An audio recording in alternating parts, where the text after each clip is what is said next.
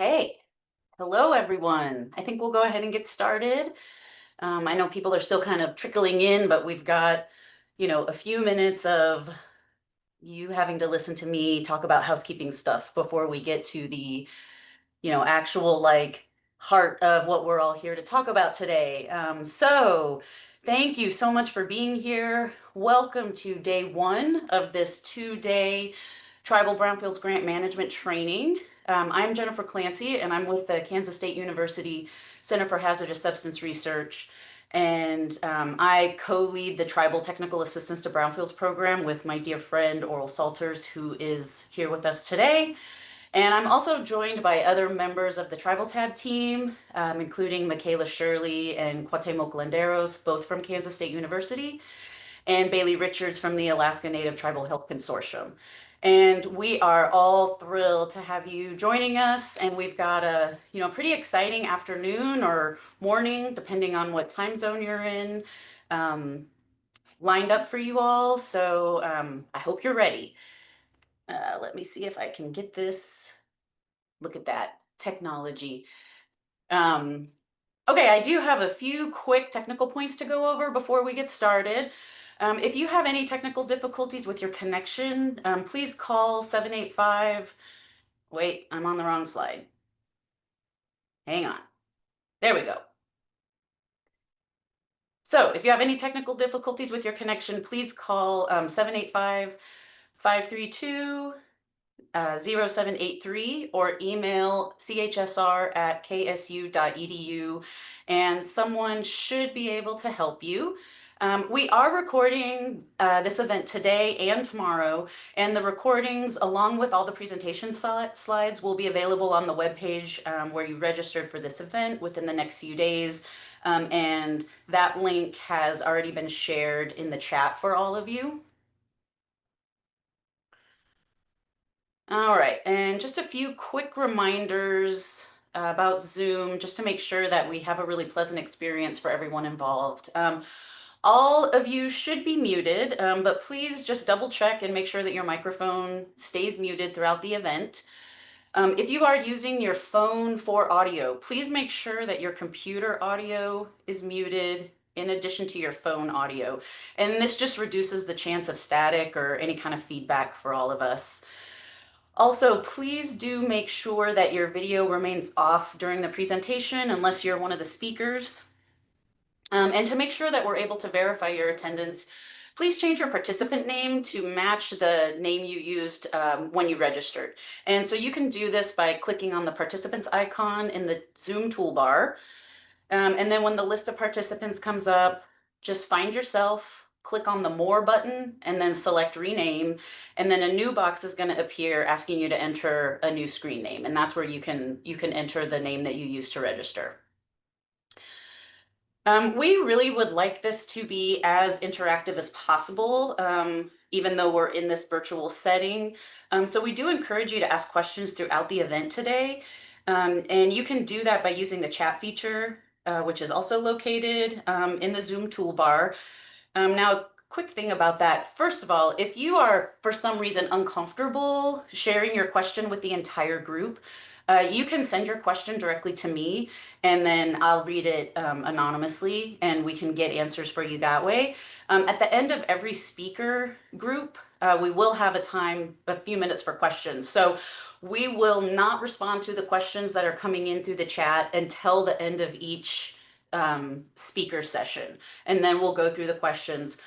Also, when we get to that point, when the speakers are asking for questions, as long as we can do this in an orderly manner, you are encouraged to unmute yourself and ask your question if you would like to do that. There's a lot of us here, so if it gets too unruly, I might have to change my mind about that, but we really want this to feel like we're actually all in a room together and not, sitting behind our computers spread out all over the place. So please know that, as long as you're not speaking over anyone, you can unmute yourself to ask your question if you would rather do that than use the chat. One final thing, just so that we can all real quickly get acquainted with one another. If you don't mind, would you just please introduce yourself in the chat, sharing your name and your organization? Thank you. Okay, so um, I mentioned that I am with the Tribal TAB or Tribal Technical Assistance to Brownfields program. So for those of you who may not be familiar with the Tribal TAB programs, here's just a real quick overview of who we are. Tribal TAB is a collaborative partnership between Kansas State University, the Institute for Tribal Environmental Professionals, or ITEP, and the Alaska Native Tribal Health Consortium, or ANTHC. And our mission is to support Indigenous communities in protecting and restoring sacred lands through the reuse, restoration, and redevelopment of brownfield sites. And we do this by providing free technical assistance to all federally recognized tribes, Alaska Native villages, and other entities. And you can see on the right side of your screen, there's a very general list of some of the ways that we may be able to assist you, your Brownfields program, or your community. We are able to do a whole lot more than what's just there on that screen. So we always encourage people to reach out to us by emailing us at tribal-tab@ksu.edu. And let's have a conversation about kind of where you are, what you're thinking about. And then together we can create a path forward that will address your specific community needs, your goals, and incorporating your cultures and traditions. Okay, so before we jump into the main event for the day, I just want to take a moment to reflect on why we are all here today. So grant management and staying in compliance with your cooperative agreements is always incredibly important. And it should never be overlooked, or the importance of it shouldn't be underestimated. There's so much focus on grant writing and getting the grants, but managing the grants and staying in compliance with the grants is vitally important to make sure that you are successful in your program and able to continue to be eligible for future grant funding. So we designed this series to help ensure that those of you that are current Brownfields grantees are on the path to compliance and programmatic success, ensuring that you are eligible for continued funding and programmatic growth. And for those of you who are not currently Brownfields grantees, but maybe you're considering applying for 128A Tribal Response Program funding or one of the competitive Brownfields grants, we want to make sure that you understand that the work doesn't stop once you write the grant. Managing Brownfields grants, they do take a lot of work, and it does require a certain amount of internal capacity. So we want to make sure that everybody is kind of aware of that. But the benefits of these grants is very powerful and incredibly tremendous. We're not trying to scare anybody away, but just trying to make sure that everybody knows what the expectations are once you actually receive one of these grants. Okay, so with that, here is a very quick overview of how we are going to share our time together today. So the focus for today is on the foundations of Brownfields grant management. And we're going to begin with an overview of the Brownfields program and the various Brownfields grant types from Amy Jean McEwen, who is with US EPA Region 1. Then Yesenia Chavez from US EPA Region 5 and Richard Shalero from the Chickaloon Village Traditional Council will talk about understanding your cooperative agreement. We will hear from Dana Robinson, who is part of the Tribal TAB team, and Terry Griffith and Meredith Lightbody from US EPA Region 10 on budget management and amendments. And finally, Rosita Clark from US EPA Region 5 and Frank Harjo from Muskogee Creek Nation will talk about staying on track with your work plan. And then we'll wrap things up with any more discussion and questions that you may have, and a quick look at what is in store for us tomorrow. Okay, so with that, I'm going to turn things over to Amy Jean.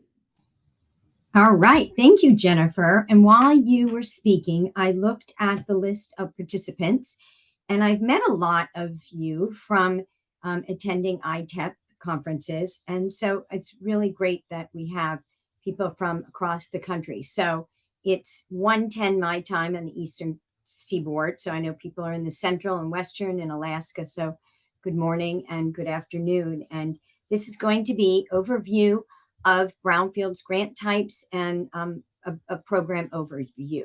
So I don't have control, so I'm going to ask Hannah nicely to please advance the slide. All right, that's a lovely photo. So please advance another one. So how does EPA support brownfields revitalization? Well, one of the ways is we provide grants and technical assistance to promote community-driven planning, assessment, cleanup, and reuse of brownfield sites. And the reuse of brownfield sites does not have to be always economic. You don't have to be adding a company there or a business or anything. It could be just keeping the land open for open space, and that is fine. So it doesn't always have to have an economic driver. So I thought I'd throw that in there. We also promote training for brownfields jobs and workforce development. We promote building local capacity to manage brownfields projects to successfully revitalize targeted area. We help the communities with liability protections to encourage acquisition and investment in brownfields reuse. And the bigger part, which a lot of you are part of, is the establishing and enhancing the tribal and state response programs, otherwise known as Circular 128A. Next slide, please. So right now it's September 2025, and we will be issuing the Notice of Federal Opportunity for 3 types of grants: assessment, cleanup, and multipurpose. And because everything has to have an acronym, we call it MAC. So MAC. We anticipate the Notice of Federal Opportunities to hopefully come out sometime in October, and then they would be due anywhere between 45 and 60 days after that. And then the period of performance, they wouldn't start until 10/1/2026. So you still have time to actually be thinking of writing a grant. So brownfields assessment grants. EPA provides competitive grants and technical assistance to assess known and potential site contamination. And if you were to receive an assessment grant, what could you do with it? Well, you could complete an inventory. You could characterize sites. You could assess sites. You could plan for site cleanup and reuse. And also you could do all your community involvement. And resources that we have to support brownfields assessment are actually assessment grants, multipurpose grant, which is both cleanup and assessment in the same grant, or EPA-led targeted brownfield assessments, or using your Circular 128A funding to actually do assessment work. Next slide, please. Brownfields cleanups grants. These are competitive also. I don't know what the dollar amount will be. Last year, they were up to $4 million. I'm not sure what this year, what the high dollar amount is, but we support competitive grants for cleanup. So it's remediation. You can actually apply for 1 grant for 2 sites. I have that right now. We also have a revolving loan fund program, which is loans and subgrants, but that's not part of a competitive grant.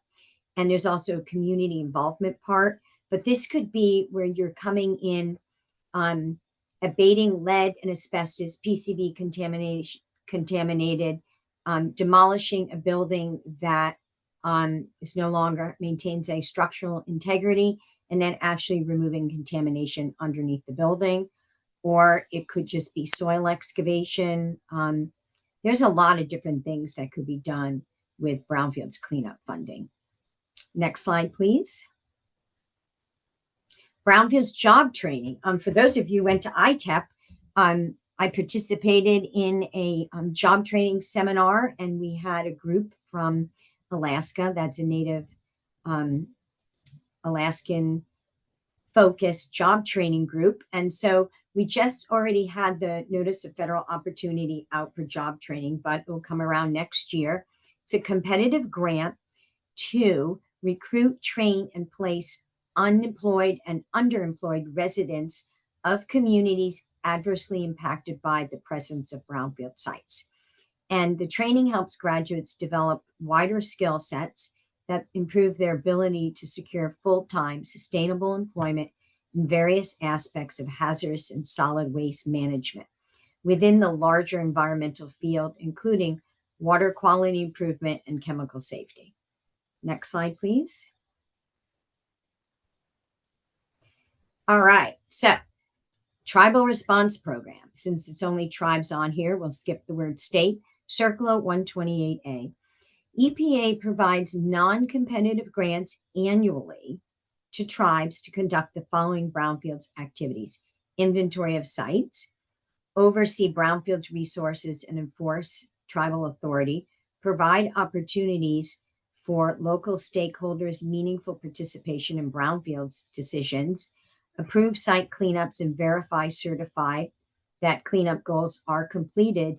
And additionally, the funding you can actually use to assess and clean up sites. So 128A is very flexible. The goal is for you as a tribe to develop a brownfields response program to deal with sites yourself and to and assess them and clean them up as needed. So that's the 128A program. The yearly announcement for that opportunity usually comes around December 13th. I don't know, that could be a Sunday, but usually around mid-December, and you would work with the specific tribal lead for the region that you're in to talk about the 128A program and what you can do with that funding and how much you're going to ask for and what you're going to do. But that is, that's the 128A program. Next slide, please. Roles and responsibility. So EPA, we award the grant, we offer technical assistance, we provide tools and guidance.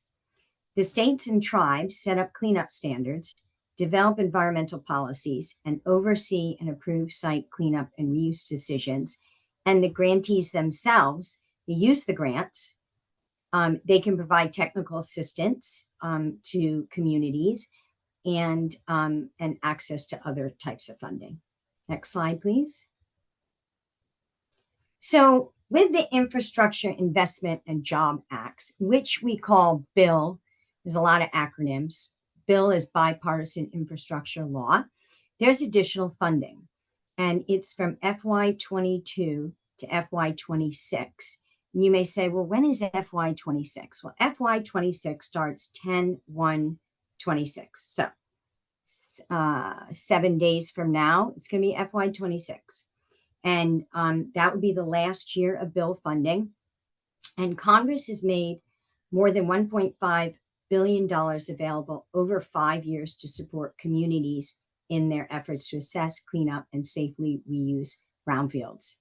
And one of this, where you would be most familiar with it, is the 128A funding. So in addition to the usual like $50 million, we got another $50 million. So there's been a lot of opportunities that the tribes have had to digitize records, create mapping, make their inventory more robust, clean up sites that have been sitting there. But that's bill funding or IIJA. And we anticipate, well, this is the last year for that type of funding. So next slide, please. And we also provide technical assistance to brownfields. And we like to reuse the same combination of letters. So if you're confused, the slides will be given to you and you can look at them, but it gets confusing. So one of them is TAB. This is an independent resource. We have TAB providers like Jennifer. She's a TAB provider. They're topic specific, they're national, they're independent resources, and the communities themselves call the technical assistance provider, or as Jennifer pointed out, the KSU email and say, we need help. We don't know what to do with this. Is this something that you guys can help us with? And then they would work with you. So this isn't something that EPA directs and calls the technical assistance provider and says, you need to help the community. This is community driven. So that's one type of funding, and we call it TAB. The next funding, and then we have topic specific. So the topic specific, we have job training. Topic specific, we have a tribal one. There's another slide. I'll go further over that. The next one is Section 128A, Technical Assistance Grant. This is when you are a CERCLA 128A recipient already, and you say, we have this piece of property of 500 acres, and we're interested in solar redevelopment, cleaning it up, and doing some planning. And it's a $20,000 grant that adds on to your 128A funding. It can't be put in the PPG, just so you know. And you would ask for that funding, and it would go for a specific task. And you ask for that up to March of next year of 2026. And you can get 3 of these small technical assistance grants. So they're to assist small communities, tribes, rural areas. Now, the other ones, because we like our same names, TBAs, this is something that is run by the region. And this would be, we had a tribe in Maine that had a big project, and they get their 128A funding every other year, and they ran out of funding, and it was going to be maybe $80,000 assessment. So they asked for TBA to come in, and EPA has the contractors come out there, they do the assessment. So those are EPA contractors that already are hired. And this is what, this is through the region. So you would go and look at the regional website or ask your regional project officer about it. And it comes through headquarters. Then there's also land revitalization technical assistance.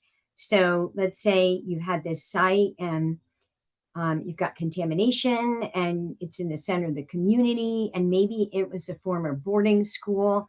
You don't know what to do with it. Are you going to reuse the school? Are you going to demolish the school? Are you going to put housing there? You don't know what to do, and you don't have a lot of money. And this is technical assistance.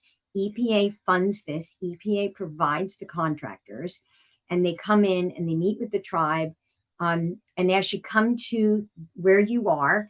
And it's a series of meetings, and you get a report and presentations, and it's community driven. So that's what land revitalization technical assistance is. But we got a T in a lot of these. So next slide, please. All right, here we go. Now here's a handy dandy map. Because you say, well, I wonder what region I am in. Where am I? Which one am I in? And it's broken down. And what are some of the things that the technical assistance providers can do? One of the things that they can do is help you with your application. So let's say you want to come in for a cleanup grant. You write it. They can't help you write it, but if you write it and you send it to them, they will help you review it. And they have a vast amount of experience in this. So that's preparing grant application. Let's say you're interested in inventory, they can help do that. They can review historical information. They can help you do design of investigation, sampling, field analysis, and they can help with cleanup and redevelopment planning. If you were a cleanup grantee and you needed to do a request for proposal for contractors, they can review your request for proposals. They can help you participate in public meetings. They can do charrettes. They can do a lot of work. And this is where I said you would be calling them yourself. So here's the different initials of the groups that can do this. So next slide, please. And here's a handy dandy, breakup and shows the years.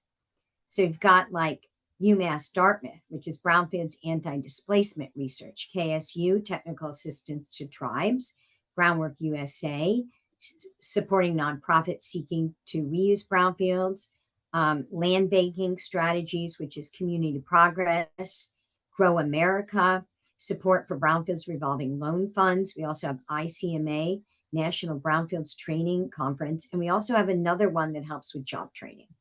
So next slide, please.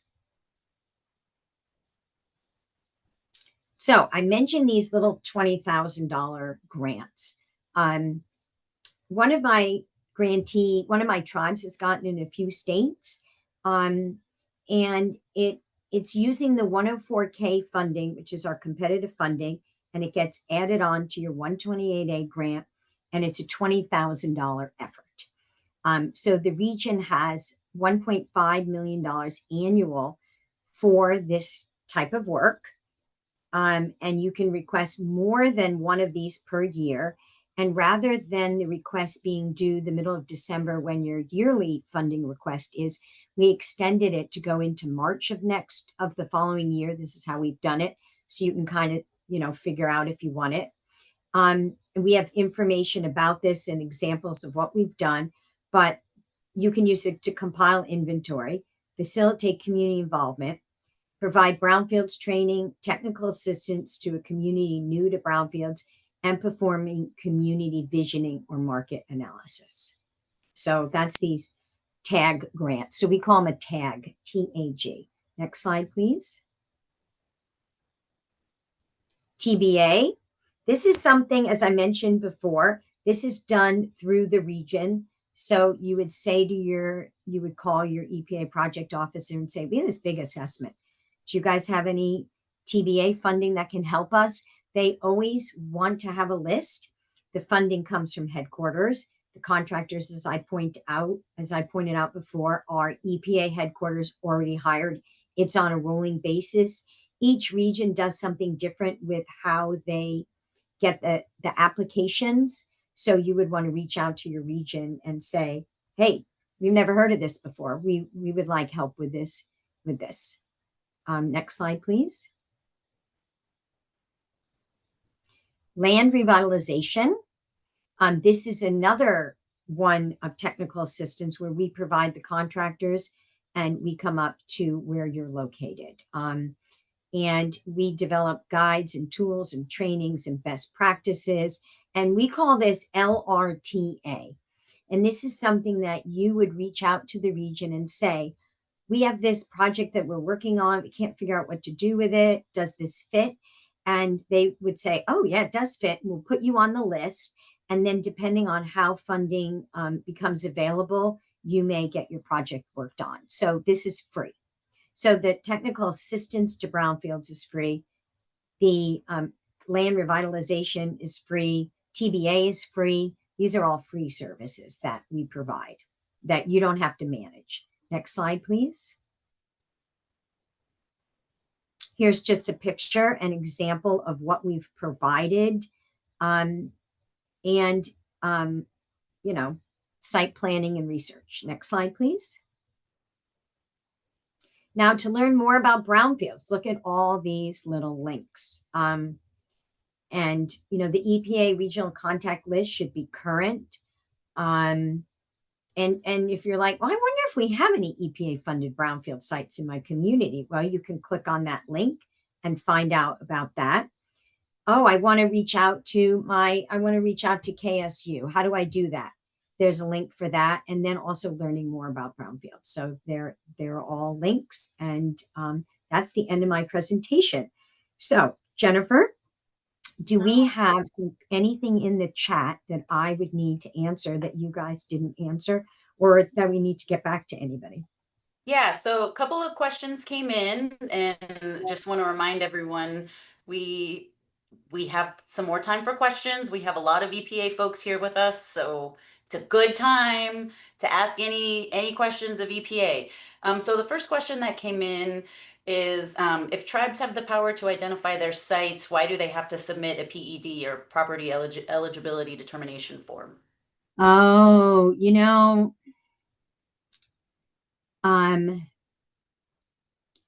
I really can't answer that. I know what you mean. So you have 128A funding, and you're saying, why do every time I want to spend money on a site, I have to submit an eligibility determination to the EPA project officer? That would be a headquarters question. I cannot answer that. I really can't. And I just really can't answer that. I don't have the answer for that one. So I'm sorry about that one. I don't have an answer for that one. perhaps maybe check with your individual project officer and, maybe they can, we'll start working on an answer, but also check with your project officer and hopefully they can give you an answer that's other than because we said so, which sometimes that's just It the is the, answer. yeah, yeah, it is the answer. I mean, there isn't any, like that's done consistently. Like that's how my tribes have to do it. So it's not any different in your region. They have to submit an eligibility determination and I sign off on it. And then if it's petroleum site, EPA has to sign off on it, but that is a consistent policy. Why we have it, why it's that way, I can't answer. Yeah, and I Okay. see a Terry, question. I did, yeah, and I see something about FY26. Fiscal year right. 26 starts 10/1/2025 and goes to 9/30/2026. So, yes, I misspoke. It starts, 7 days from now, 10/1/2025, and that's fiscal year 26. Yep, so We have a few months each year where it's a little bit confusing because it's, you know, 2025, but it's referred to as fiscal year 2026. So, um, Terry has her hand raised. Oh, thanks. I think I wanted to address I think you already addressed the FY26. Apparently my answer was confusing. Um, and it's just, as you said, October 1st, 2025 to September 30th, 2026. So, like you said, it is a little confusing. But I did want to address the question about the site eligibility worksheets. That's what we call them in our region. Property eligibility determinations, so forth, SEDS, PEDS. We all love acronyms. I was browsing the terms and conditions this morning for 128A to prepare for the presentation that I'm doing with Meredith and Dana, and just read it's part of our substantial involvement in helping working with grantees to ensure the properties are eligible. And it specifically lays out about trust versus trust properties that are held in trust by the tribe versus properties that may be within the boundaries of the reservation or other properties that the tribe wants to address. So those are kind of laid out in the terms and conditions.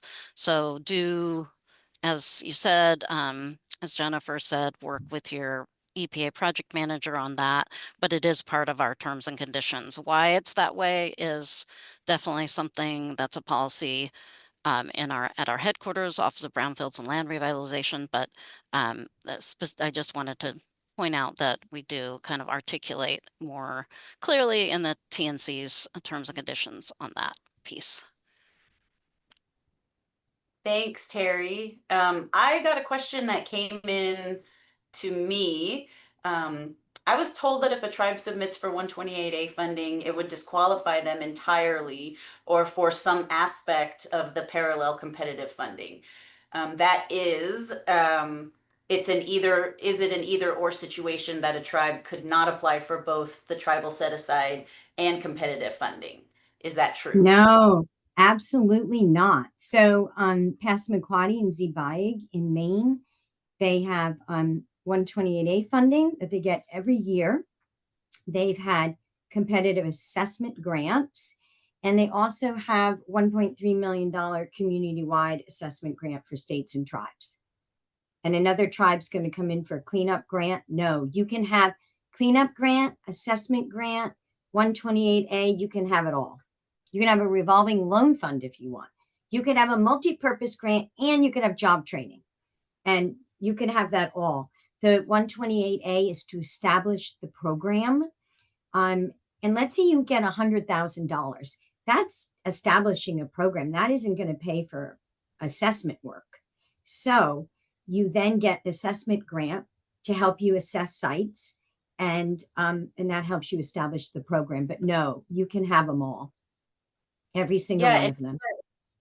for, all of you, anyone that's interested in that kind of the strategizing about, how to come in for these different types of funding and kind of stack them together and all of that, feel free to reach out to us at Tribal Tab or any of the tab providers, and we are happy to sit down and talk the strategy with you. We'll help you figure out what's the best approach for you.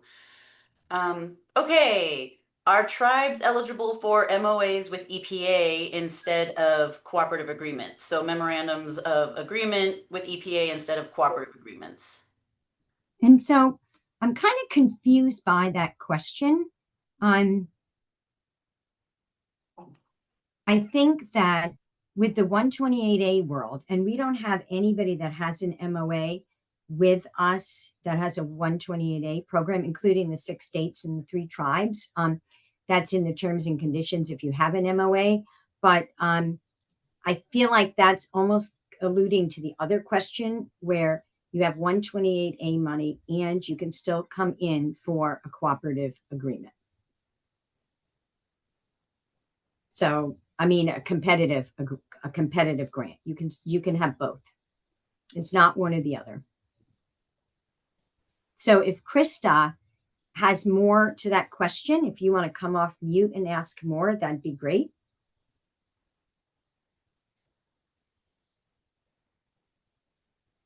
She's going, nah. Okay. No, I don't know. I don't know what Krista's thinking. Yeah, I mean, I think that's what she's thinking. Jennifer, I don't know how to raise my hand. Can I? I'm trying to raise my hand. Yeah, go ahead. Go ahead, Rosita. So just a quick, I know in Region 5, our 6 states do have MOUs, and I see that Jackie already responded. We have MOAs that started with our 6 states that started even before Brownfields program came in, but then we added the Brownfields program because of the voluntary programs, cleanup programs that they have, but they also come in requesting funds. And so the cooperative agreements are actually the funding mechanisms. It's just a mechanism that the agencies provide funding to the applicants, versus the MOA, which is an agreement of how we're going to be working with the states and or tribes. And Amy Jean is correct. I don't think any tribe in the nation I don't think any tribe period has MOAs with us, but I could be wrong. I know that we don't in Region 5. Okay. Thank you. And yeah, and I see one question about remediation and assessment. So with assessment, you're like the first part of the assessment, you're going out to the site, you're walking around, you're taking photos, you're doing background research. You're not doing anything physical. Then the second part of the assessment, phase 2, you're actually going out. You might be doing test pitting. You might be advancing soil borings. You might be installing monitoring wells, surface soil sampling, ground penetrating radar. You're doing physical work, but you're not doing any cleanup. So so that's all the assessment part. And then the remediation, we use the same word. It's either remediation or cleanup. That's where you're actually going in and removing the contamination, like your soil excavating, maybe you're capping areas, you're demolishing a building, you're doing lead asbestos abatement, you're removing PCB oil and transformers, tank poles. That's actually cleanup. So assessment is before cleanup. And sometimes you may get up to a cleanup and find out you missed something and you need to go back and do more assessment. But it's usually all the assessment comes first, then the cleanup comes next. So that was the question about that. And so I think I'm done. And Krista said she said, gotcha, makes a lot of sense. So we answered her question. Great. And we have a hand raised. Oh, Will Riviere from Region 1. All right, Will, what's your question? Are you Hello, giving Amy Jean. I just figured I'd give you a little bit of kickback on this one. While you cannot do a tank pool with an assessment, you can assess beneath a tank, and then in the process you inadvertently remove the tank. So it's not a quote unquote tank removal, but it is in part removing an underground storage tank with assessment money. This is possible. Absolutely. I do recommend it, but if you have not done this before, speak to your project officer, and there's definitely some wiggle room in this field. Yes, yes, this is a good, I'm not gonna call it a trick, because it's not a trick. It's a good strategy, Yeah. but definitely, as you mentioned, always talk to your project officer about it. Yeah. And thank you, Will. Region 1. All right. Yeah, we got to squeeze. Will's the tank person. All right. Thank you, Jennifer. Okay, thank you, Amy Jean. And y'all, if you have, you continue to have questions about these topic. Whoa, what is happening here?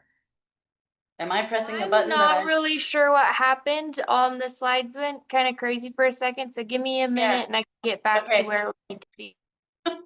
Did I lean on the keyboard and didn't realize it? So if you, thank you for everyone's questions. If you are sitting here listening to the rest of this and you're like, gosh, I have more questions about that first section, keep asking them. We're going to keep monitoring the chat and, have opportunities to open it up. So if you didn't get your question in now, it's fine. You're not too late. But we are going to move on to the next set of presenters, and we are really excited to have Yesenia Chavez from US EPA Region 5 and Richard Scalero from the Chickaloon Village Traditional Council here to share with us about understanding your cooperative agreement. So I'm going to turn it on over to them now. Thank you, Jennifer. Good afternoon, good morning to everyone. Very excited to be presenting with you today, and I hope that you get lots of great information. If you have questions, please put them in the chat and we'll make sure to get to them. My presentation is going to be an overview on trying to understand your cooperative agreement. So thank you to Amy Jean for going over all of the different Brownfields grants that are available. It's a good way to set me up, but first, I'd like to introduce myself and my other presenter, Richard. So my name's Yesenia Chavez. I've been with Region 5 for about a year and a half now as an EPA Brownfields project manager. And you'll also be hearing from Richard Chilero. And I don't know if Richard wants to say hi, introduce yourself, or perhaps after. Go ahead. Hello, I have an introductory slide in my presentation, so I'll Okay. just wait. But hello, everyone. Thanks, Richard. Yeah, very excited to hear everything that you have to say about your experiences as a tribal response program coordinator for the Chickaloon Village Traditional Council. So jumping into the presentation, this is kind of an overview of what I'll be discussing. Giving a purpose for the presentation, a very short overview because we already received one previously, and then going into work plan, budget, reporting, and especially terms and conditions.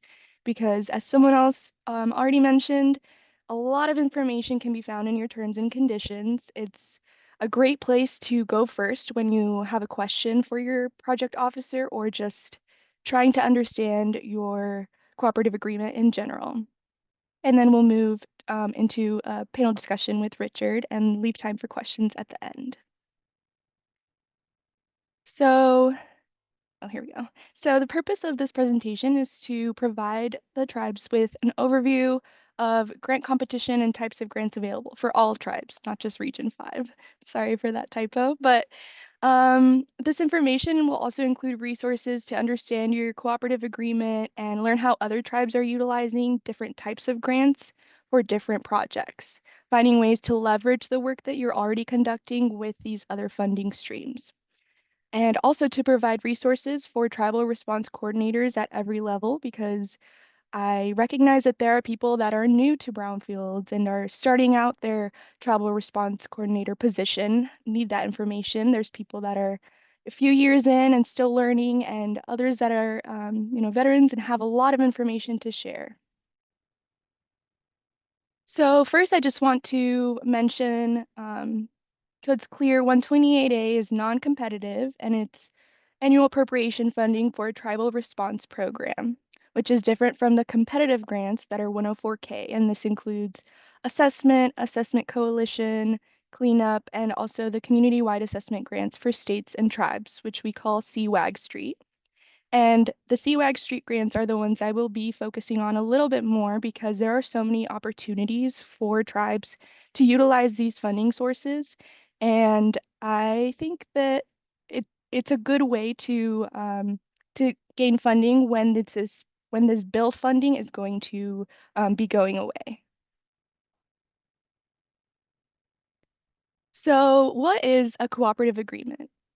A grant agreement is just a tribe and the EPA saying we're going to do this project together. And there's going to be communication, there's going to be a plan, and we're going to, make sure that we work together on this. So project officers are really here for you and to help you with the work that you want to complete. And a large part of that is understanding what it is you want to do. So that's why work plans are very important. They give project officers all the information we need to see where your work is going, what kind of extra funding or resources we can offer, and gives us an idea of future goals.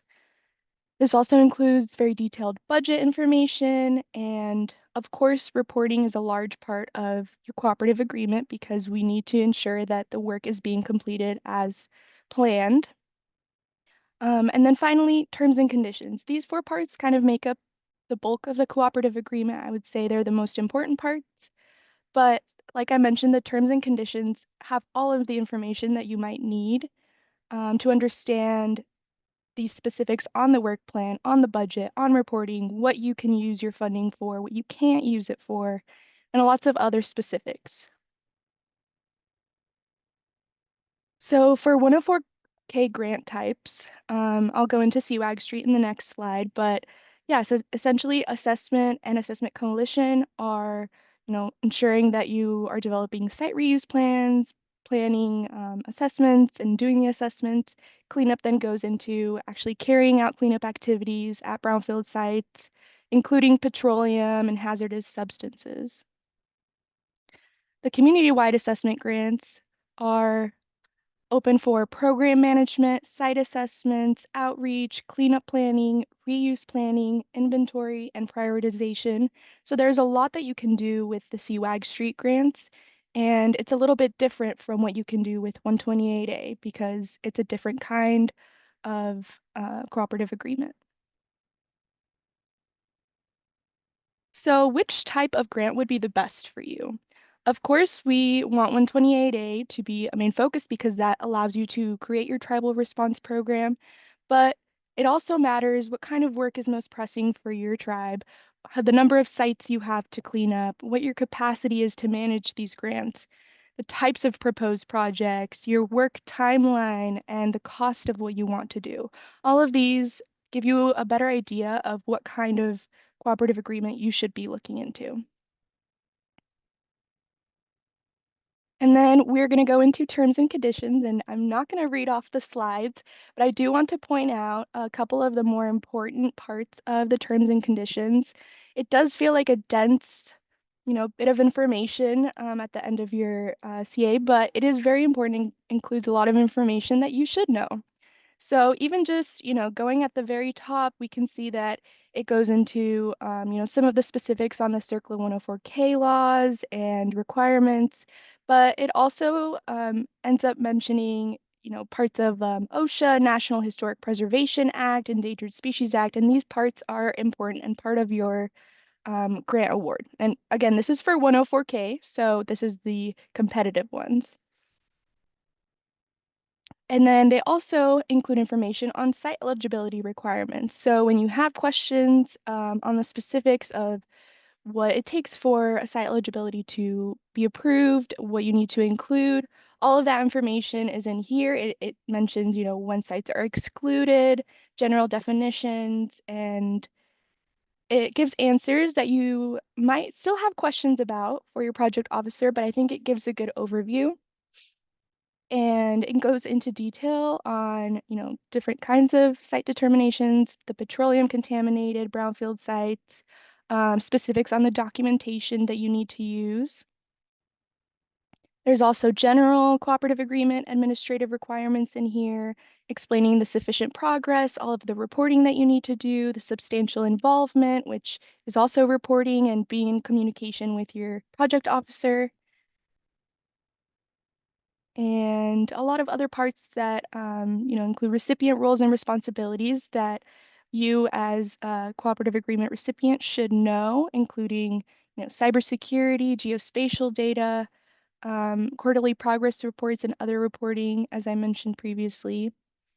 And the financial administration requirements are in here as well. So that includes all the eligible uses of funds for the CA as well as ineligible uses.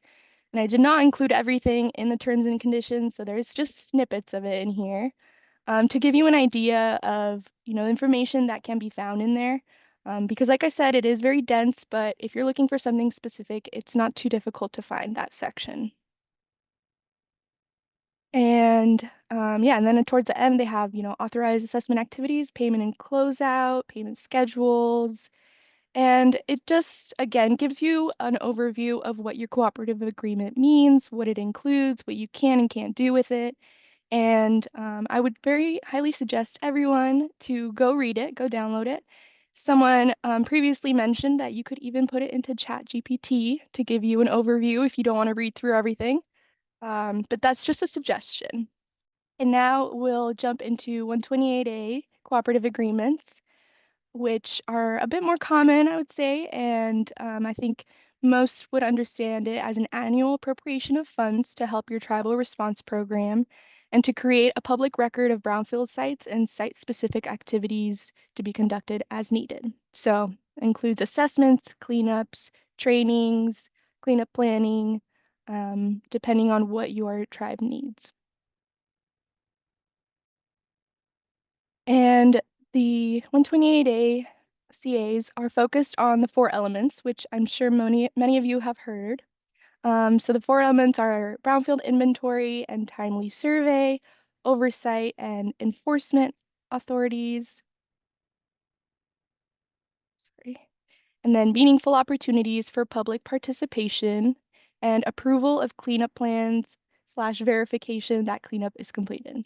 So the first 2 are very important in establishing and creating that database of brownfield sites, improving coordination of the research, the mapping, and publicizing the information, ensuring that the public is able to see that and review it, and be involved in the reuse plans as well.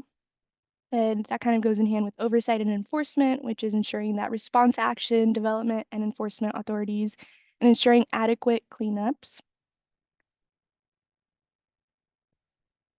And then there's a need for public access and participation for all response actions taken or planned under TRP, and a review and audit relevant environmental media sampling analysis results. All of these 4 elements are very important for your 128A CA, and each tribe may do it a little bit differently, but overall, it's a good way to learn how other tribes are completing these 4 elements and seeing how you can alter yours as well. To also give a little bit of an overview on kind of what Amy Jean mentioned for submitting like a funding request, which she mentioned for December. So this is kind of the most important communication you'll have with your project officer, I would say, are these moments. So you would submit that funding request in December, and then, into the next year, you would send a funding amount around March or April. And then you wouldn't finalize the work plan and budget until about May, July, sometimes a little later. And then the notice of the formal award is in September. And this is just kind of a condensed version of what happens, but overall, it's the most important time, I would say, is submitting that funding request. But overall, you do want to be in contact with your project officer throughout the entirety. And this is also just an idea to give perhaps the newer tribal response coordinators in what the process might look like for specific sites. So, or just in general, your program. First, you'd want to inventory all of the brownfield sites, understand where they are, what kind of work needs to be done on them, and then you'd start assessing them, understanding how bad these sites are, how contaminated they are, and that will kind of give you an idea on how to really plan what you want to do, how long it will take, the process.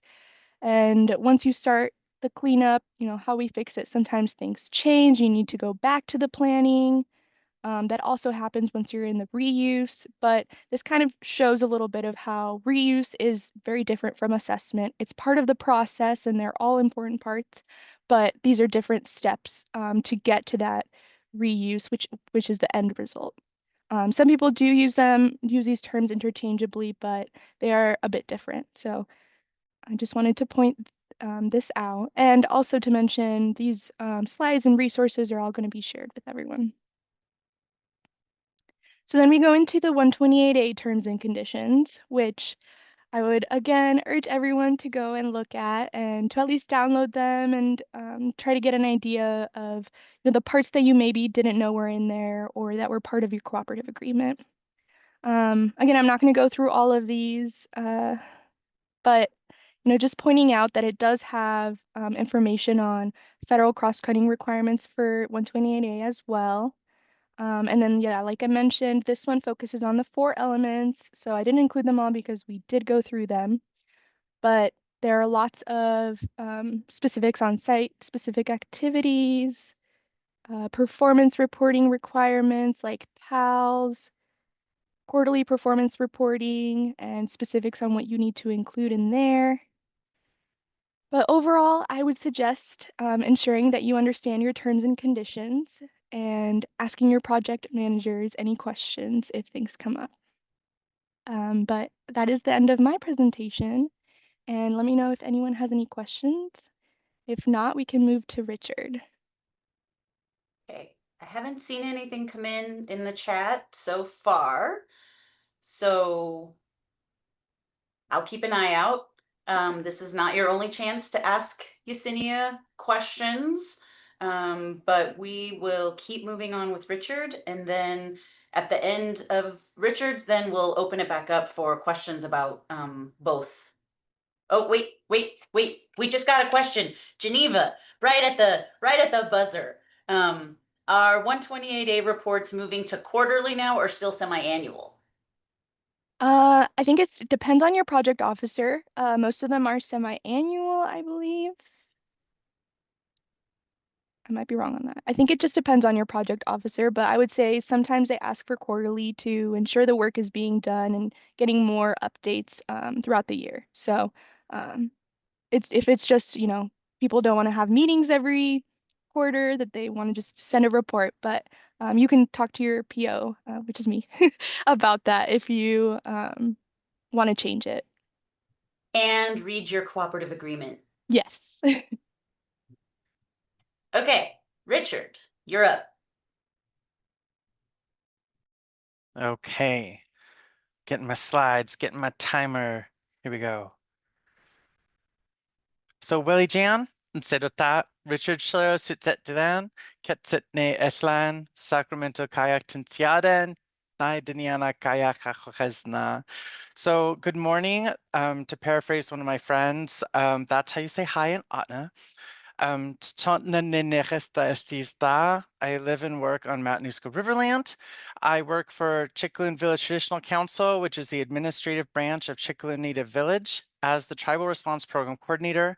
I've been in this position since April of 2019, so this is my 7th year. I currently sit on the Tribal Waste and Response Steering Committee as well, which you'll understand why I plug that in just a few minutes.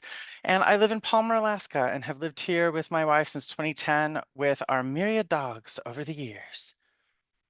Okay, click there. Okay, so today I wanted to just quickly go over the cooperative agreement, just the basics. What it was like for me going from years 1 to 7, which led to hands-on ways that you can manage your own cooperative agreement. You can learn from my mistakes and my successes. And anytime you see that blue book with the information symbol on my slide, that is a template. That's a tool you'll be able to use if you want to, that could help you manage your own cooperative agreement. The way we do things in Alaska to meet all the different EPA requirements for our Brownfields program might be different for how it's done outside. And that's all of you who are not in Alaska. And a lot of my general resources are Alaska specific, but my management system applies across the board. You can also get ideas from your EPA project officer, your regional or local technical advisors to Brownfield, your tab providers, and even neighboring tribes response program coordinators. Okay.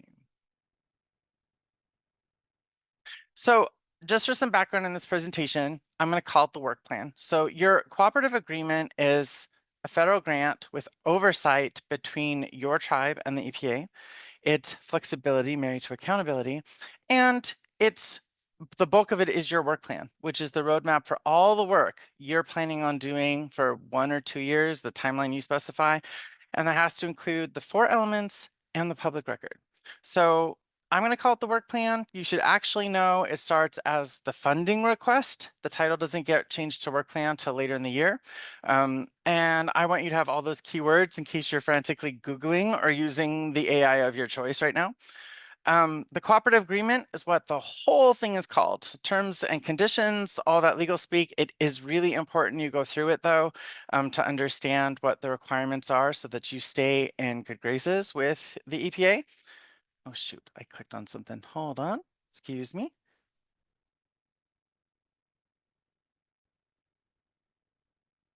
Okay, I don't have my notes. There we go.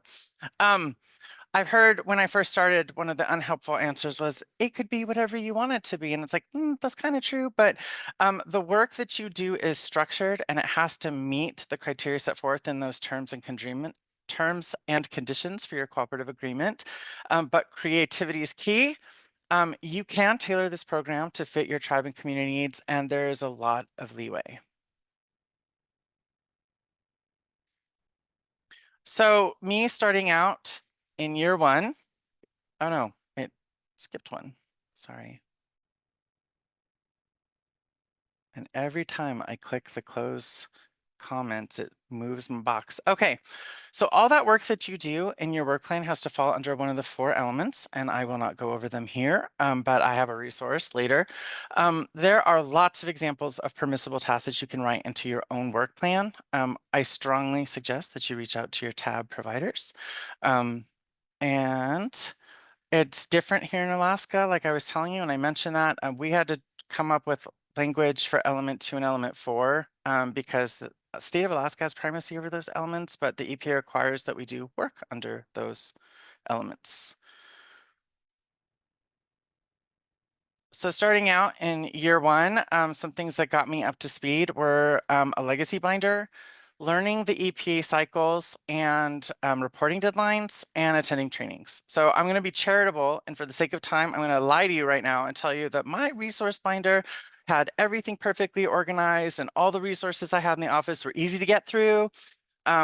You might not have inherited a legacy binder, and that's okay. You might be managing a program you inherited, or you might be starting from scratch, and that's okay. There's so many resources out there to help you. So lean on your tab providers as you start. And as you learn, write everything down so that the person who comes after you has a resource to learn from. Okay, be that person you wish was there to help you when you started. I do have a lot of acronyms. I apologize. The Institute for Tribal Environmental Professionals is a really good resource. Alaska Forum on the Environment for any Alaska peeps. Technical advisors for Brownfields. Shout out to KSU TAB, KSU Tribal TAB, Alaska Native Tribal Health Consortium, and the Center for Creative Land Recycling. And I will interchangeably be using Project Officer, which I started calling everybody, and it's sort of drifted to now Project Manager. They're interchangeable. You'll want to work with them very closely, by the way. But my year 1 vibe check, I felt like I was drowning, and I'll tell you why in a minute. But this is where I started the 4 element summary sheet, which I have put together this big document of permissible tasks you can do in your work plan. And a different one called work plan tests over the years that helps me craft my next year's work plan. So There we go. So the EPA cycles, as mentioned, so our fiscal year starts on October 1st and it ends September 30th. You have about 30 days to submit your quarter report after that to your project officer. This is where I realized I was going to need a system to track all this work that I was doing. My first year system was going through every file on my computer, every email, every calendar event, and that was just stressful and exhausting. So I basically didn't have a system, which left me feeling stressed out when reporting season comes around, and it comes around every 90 days. So don't let this wheel crush you. Also, I have some friendly advice. When you are writing your work tasks into your work plan, do not load quarter one up with an ambitious amount of work that you're going to be out there doing. You will have to finish your reporting from the prior year. You'll have to be doing the work that you said you do during your quarter one, that the year you're in. And you have to finish your draft work plan for the following year, that mid-December deadline, which I think we've touched on twice now. That's like the hard and fast line in the sand, non-negotiable. If you don't have a top tier draft of your funding request, which turns into your work plan, submit it like you would have in school. Like you get an A, but you get a higher A. It has to be that good. It has to go in mid-December or you will be denied funding. All right. Not to scare you, but that's really one of their only hard and fast lines. So by the time I was in year 3, I was starting to find my groove. I was looking at some online tools to help me. Some helped, some didn't help. All of us are different. And I came up with my first version of a monthly work log. So I started attending conferences, learning from my peers, building templates from shared resources. So I'd like to give a shout out to my friend and colleague, Sarah Daskowitz. She's the environmental coordinator for Copper River Native Association. I believe you'll hear from her tomorrow. But she gave me this great template so that I could meet one of those difficult element 2 work tasks here in Alaska about inspecting institutional controls on our brownfield sites. And then I passed that information on to my state people, and we have a pretty healthy relationship, and I get to meet element 2 sometimes that way. So I developed a meeting notes template, a webinar notes template, and that institutional control site visit, which you might find useful yourself. Okay, next slide. So these are conferences that I routinely attend. They're very Alaska specific, except for that pink one, the Tribal Lands and Environment Forum. Every one of you should attend this one. I mention it because being on the Tribal Waste and Response Steering Committee, we're a part of that. The first time you go to that conference, and I have to say it is my favorite. I love all of them, but that one's my favorite. The first time you go, it's a little kind of scary, but the second and the more you go, it's like coming home to family and friends, and everyone just wants to help you succeed. And there's so much knowledge there. So please look into it. We just got together in Minneapolis in August. But my project officer actually came out with a list of trainings and conferences that you can plug into your work plan that she already is like, these are the pre-approved ones, just put it in there. So maybe your project officer has something similar.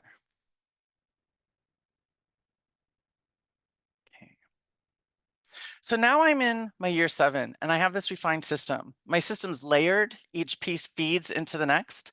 I've tried a lot of methods. I'm a late Gen Xer, so I have a healthy distrust of computers and technology baked into my brain because they just have failed me at so many key moments in my life. I need paper. And my system takes all of this into account. So I have a bullet journal with coding, which sounds scary, but it's really easy. A monthly work log that's now refined. It mirrors my work plan, so what all the categories that are in there, but also I have folders on my desktop that mirror that. So whenever I complete something, I just drag it in the folder. There's no more scrambling. Now my quarterly progress reports that I turn in are 80% cut and paste from my monthly work logs. So the year 7 vibe check, confidence comes from routine, and it's not a scary time anymore. So I have those resources. Let's just briefly touch on them.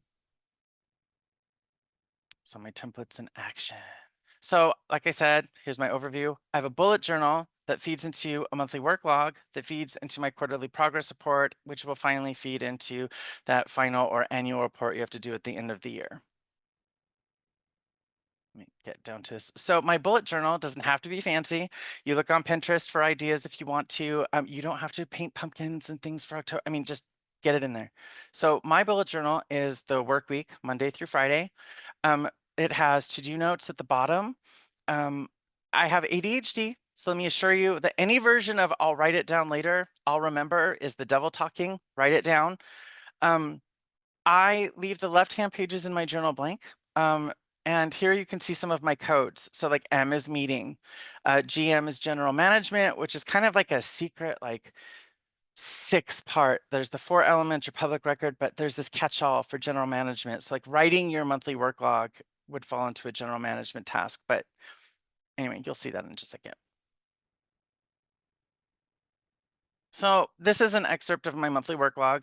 It takes those coded notes that I hand wrote from my journal, and now I have a section to put all of them in. So here you see general management, the 4 elements, and my public record. But I also have a spot for meetings, webinar, deliverables, which I'll talk about in the next slide. This breaks down that heavy lift of writing a quarterly progress report into manageable chunks during the quarter.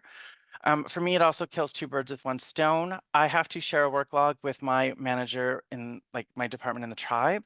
So now I don't have to reinvent the wheel. Like I have one thing that can hit 2 targets right there. And whenever you get that feeling that you feel like you're just not doing a lot, start writing up a monthly work log and you'll be like, wow, I feel super accomplished, which I every month. Okay. So this all feeds into my quarterly progress report. If you see, all 5 of these sentences are summaries of the month that I had in that monthly work log. So I just cut, paste, put it into my quarterly progress report. It frees me up for those hands-on work of being a tribal response program coordinator. All those more enjoyable things like field work and outreach instead of like fighting with Word and its stupid formatting. I hate track changes, by the way. It always messes up my documents. Okay. So going back, now you can see I have coded work plan tasks and to-do items. Those go into my bullet journal. The sections of my monthly work log mirror my cooperative agreement work plan and my desktop computer folders, so I'm constantly organized.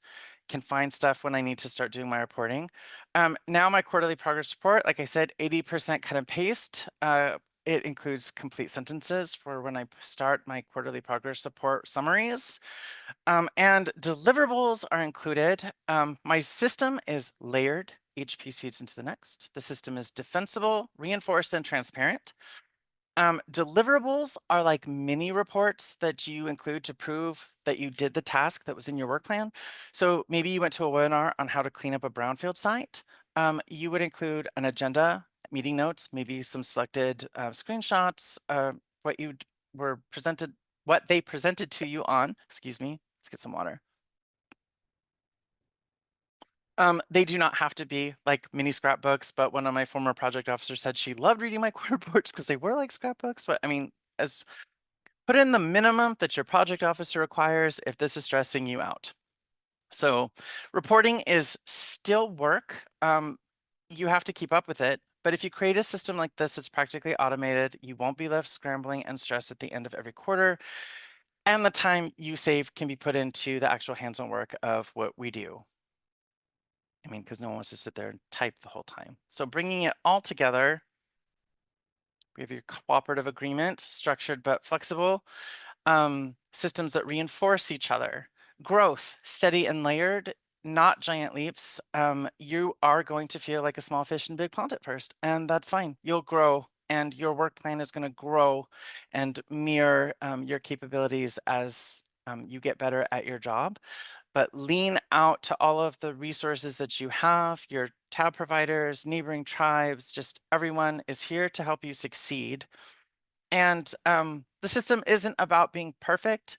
It's about having those layers that reinforce each other. So this way, your cooperative agreement is less about chasing paperwork and more about doing that real work in the field. And I want to hit on transparency is better than perfection. So give yourself wiggle room in your work plan. Maybe don't say, I will attend 15 tribal council meetings. No, say like, I will attend at least 1 tribal council meeting a quarter, something that's manageable, because you know what?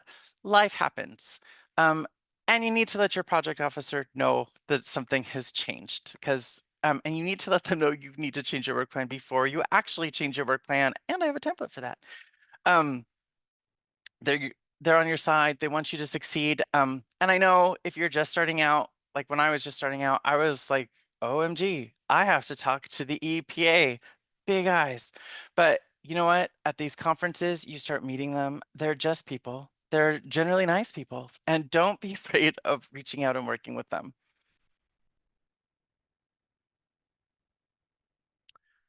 So, Shanann, Sigu, thank you very much.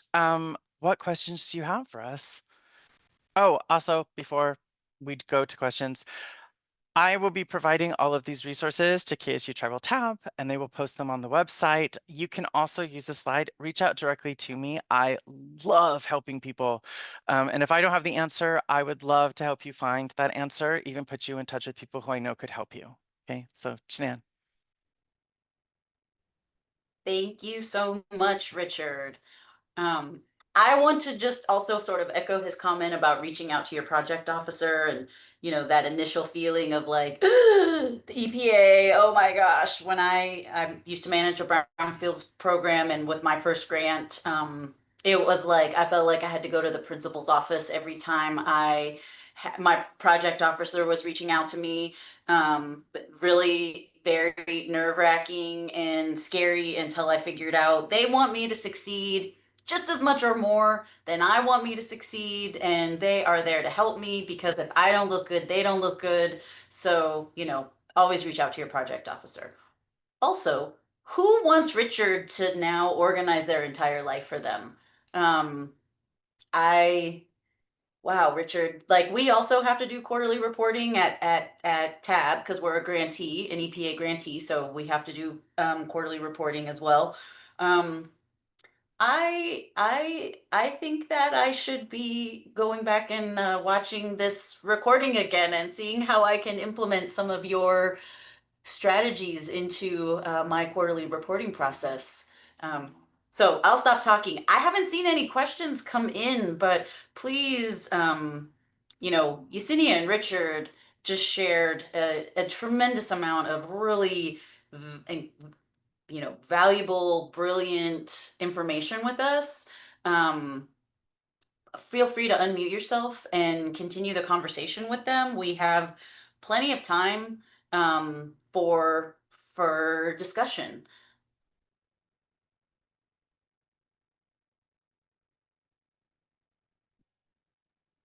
They're scared because they know I'm a talker. I was going to say, otherwise, Yeah. Richard and I are just going to stand here and We're talk. gonna just talk the whole time.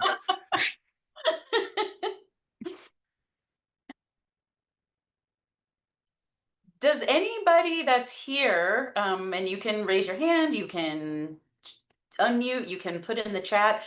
Do you have, maybe not the exact same systems as Richard, but do you have your own systems, current grantees? Do you have your own systems that you've sort of developed for yourself to make sure that you're staying in compliance with your cooperative agreement?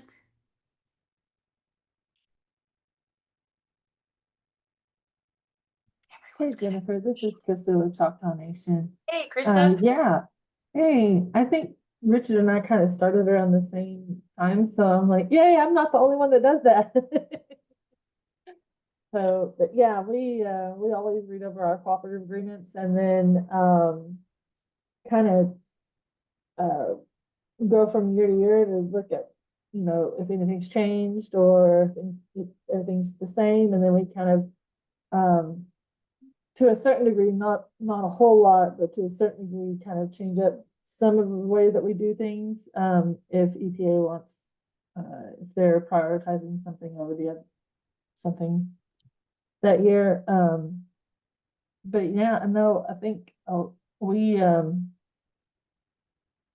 it's surprising how it's pretty similar, but I mean I was thinking the same thing, which I was like, I need paper.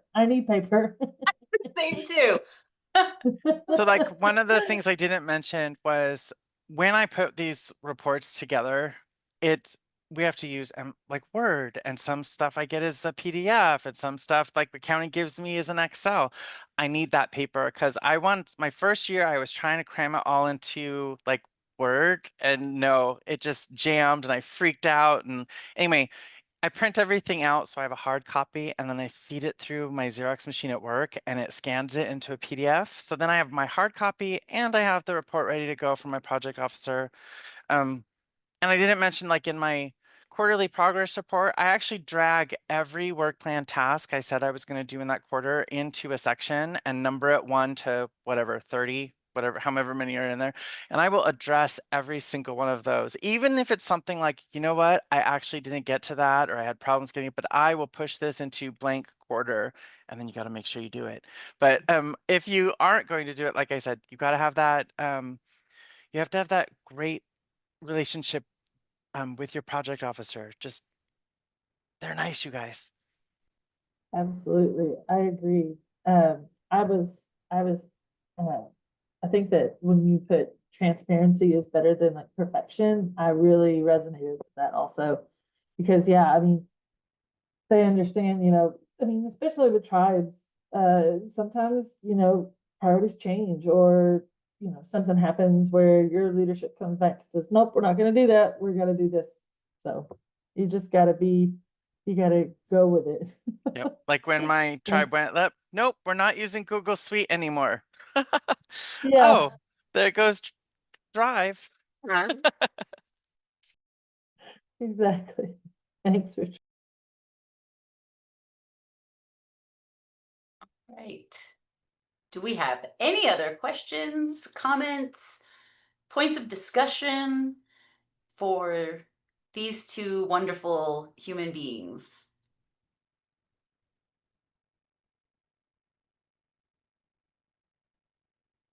Yeah, Maud, I agree. I agree. We will, as he mentioned, and I put it in the chat, Richard is going to share his templates with us, and so we will make them available on the event website for all of you to have access to. That's a Question. good one. I know this Yes. one. Yes. So in case you're not following along in the chat, any chance you could touch on inventory versus public record? This is a good one. So Yesenia can go after me from EPA perspective, but when I first started, I was very confused at that too, because this was before my region had a like an Excel public record tool that told us everything that had to be in our public records. So we were just like linking it to like the state's public record. Public record for me are those properties that I can just put out there without fear of legal repercussion from property owners. For me, it's the state database. I can't link to it directly. I have to keep my own version of it. But my public record is all of those sites that the state's already aware of, maybe already taking action on, versus my inventory. That's where it's kind of like, brownfield is a property status. And so you got to start looking at like maybe some realtor terms, right? So it's dirty dirt with a deed. And that can be what you and your tribe think counts as contaminated site or potentially contaminated site. But this is your like super secret internal document that you keep in. And then you're going to turn that all into data using the PALS form that we now have to submit through acres. So no actual addresses are getting out. But you've got to keep track of the brownfields in your area on that list. And then you have the public ones that are okay to share with everybody. That's been my take on it. Yep. I think you did a great job of explaining it. Yes.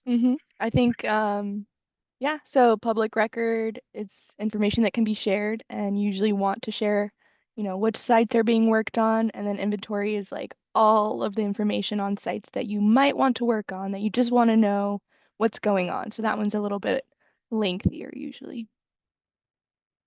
And like I said, you don't want to put anyone on blast. Like, okay, so sometimes people go like for outreach, like, good, have you tried going door to door? And I'm like, well, I live in a community that have some really cranky people where, maybe I've been approached by a dude with a shotgun before, like, hey, what you doing? I was like, oh man, I'm super lost. But what I'm really doing is like going out there and in the community looking for potentially contaminated sites. Now I have a little brochure I can hand out, and I'm not shy about telling people what I'm doing. But yeah, don't put people on blast in your public record. These are all excellent points, excellent suggestions. Any other questions before we take a break?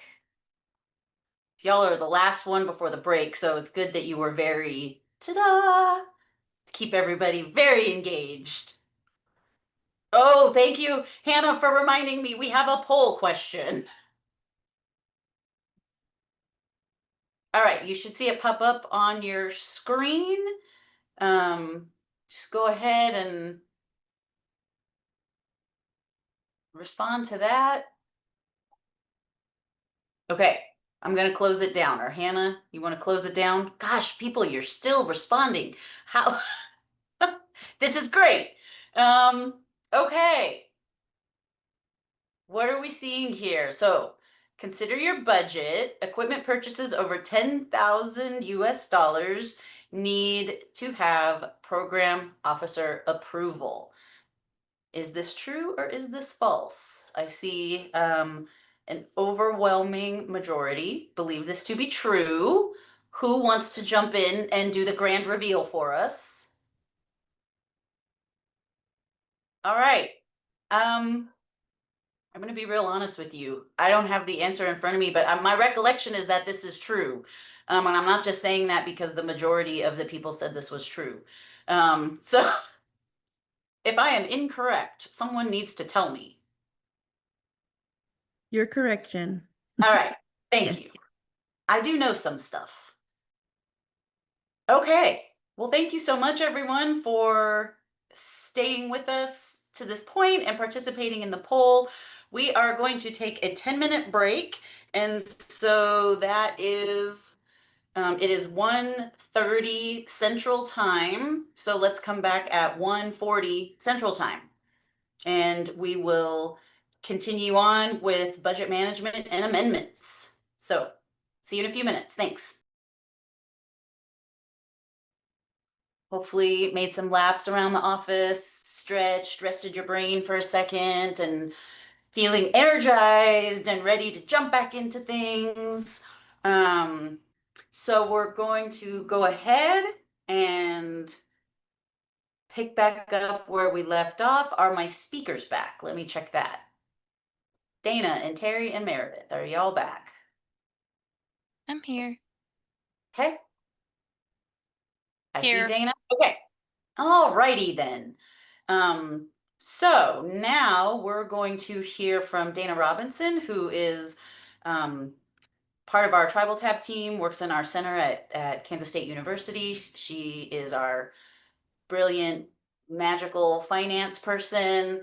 And also she's going to talk about budget management, and Terry Griffith and Meredith Light. But well, I shouldn't say she's going to talk about the combination between Dana and then the spectacular Terry Griffith and Meredith Lightbody from US EPA Region 10 collectively are going to talk about budget management and amendments, however they decide to divide that up amongst themselves. So I will turn it over to them now. Okay, so I'm gonna take this as that I'm just rocking and rolling with it, which is perfectly fine. Okay, so good morning, good afternoon, depending on where you are. I'm Dana Robinson, like Jen said. I'm the Director of Finance and Operations at the Center for Hazardous Substance Research, where one of my primary responsibilities is managing our grant budgets, which includes Tribal Tab. So in my experience, budgets are usually the last thing people want to talk about. And I can talk about this all day, but they only gave me 20 minutes. So my goal here is just to share some high level best practices for budget management for all types of grants. Now, if you do have specific questions specific to your grant, we have Terry and Meredith here from EPA Region 10. We also have a lot of other EPA contacts that can provide a lot better award specific information. Okay, So when we think about managing a budget, most people think spreadsheets, they think budget categories, and don't get me wrong, those things matter. Please don't go around saying that Dana said budgets are not about spreadsheets. All right, budget management is definitely about accountability, but it is also about communication, okay? A well-managed budget shows not only that the money was spent correctly, but that it was spent with a purpose, and it also demonstrates good stewardship, all right? It communicates that you are using your funding intentionally, you're using it responsibly, and you're using it with impact.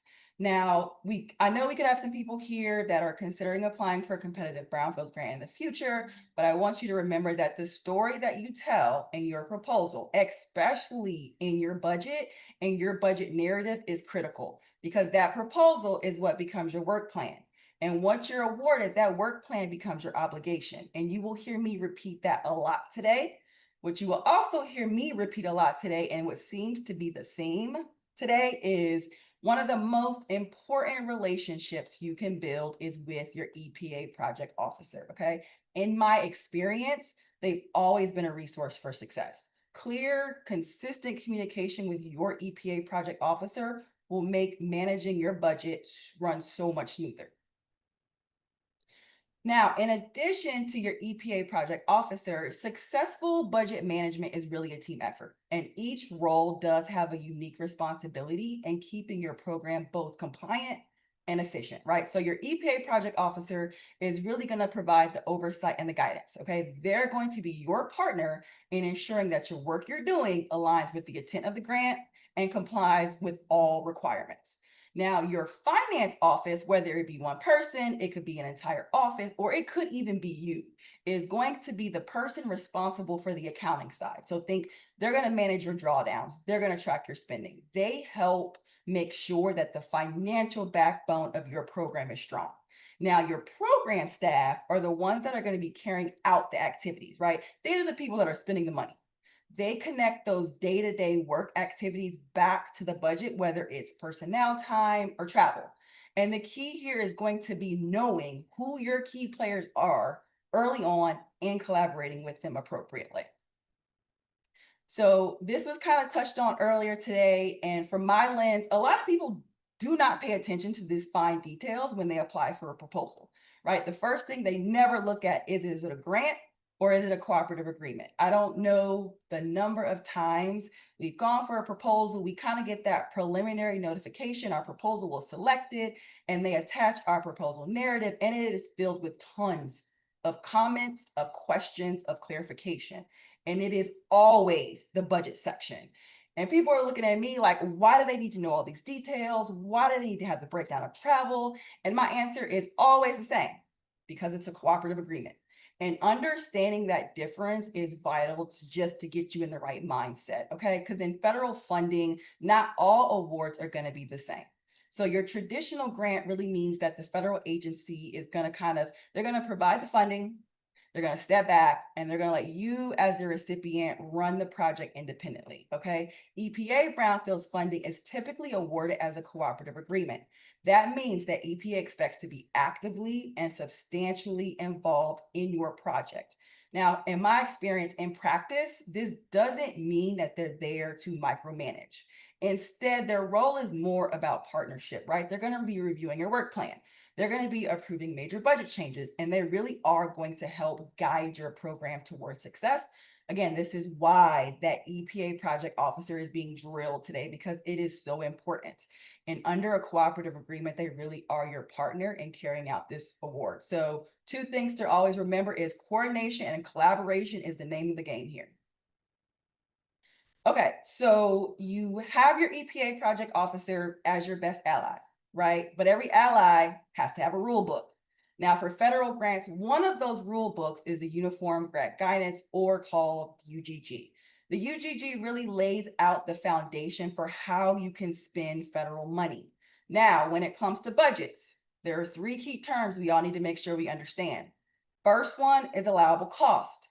Okay, these meet federal standards under the UGG. They're necessary, they're reasonable, they're allocable, and they're consistent with policy. So think payroll, think travel.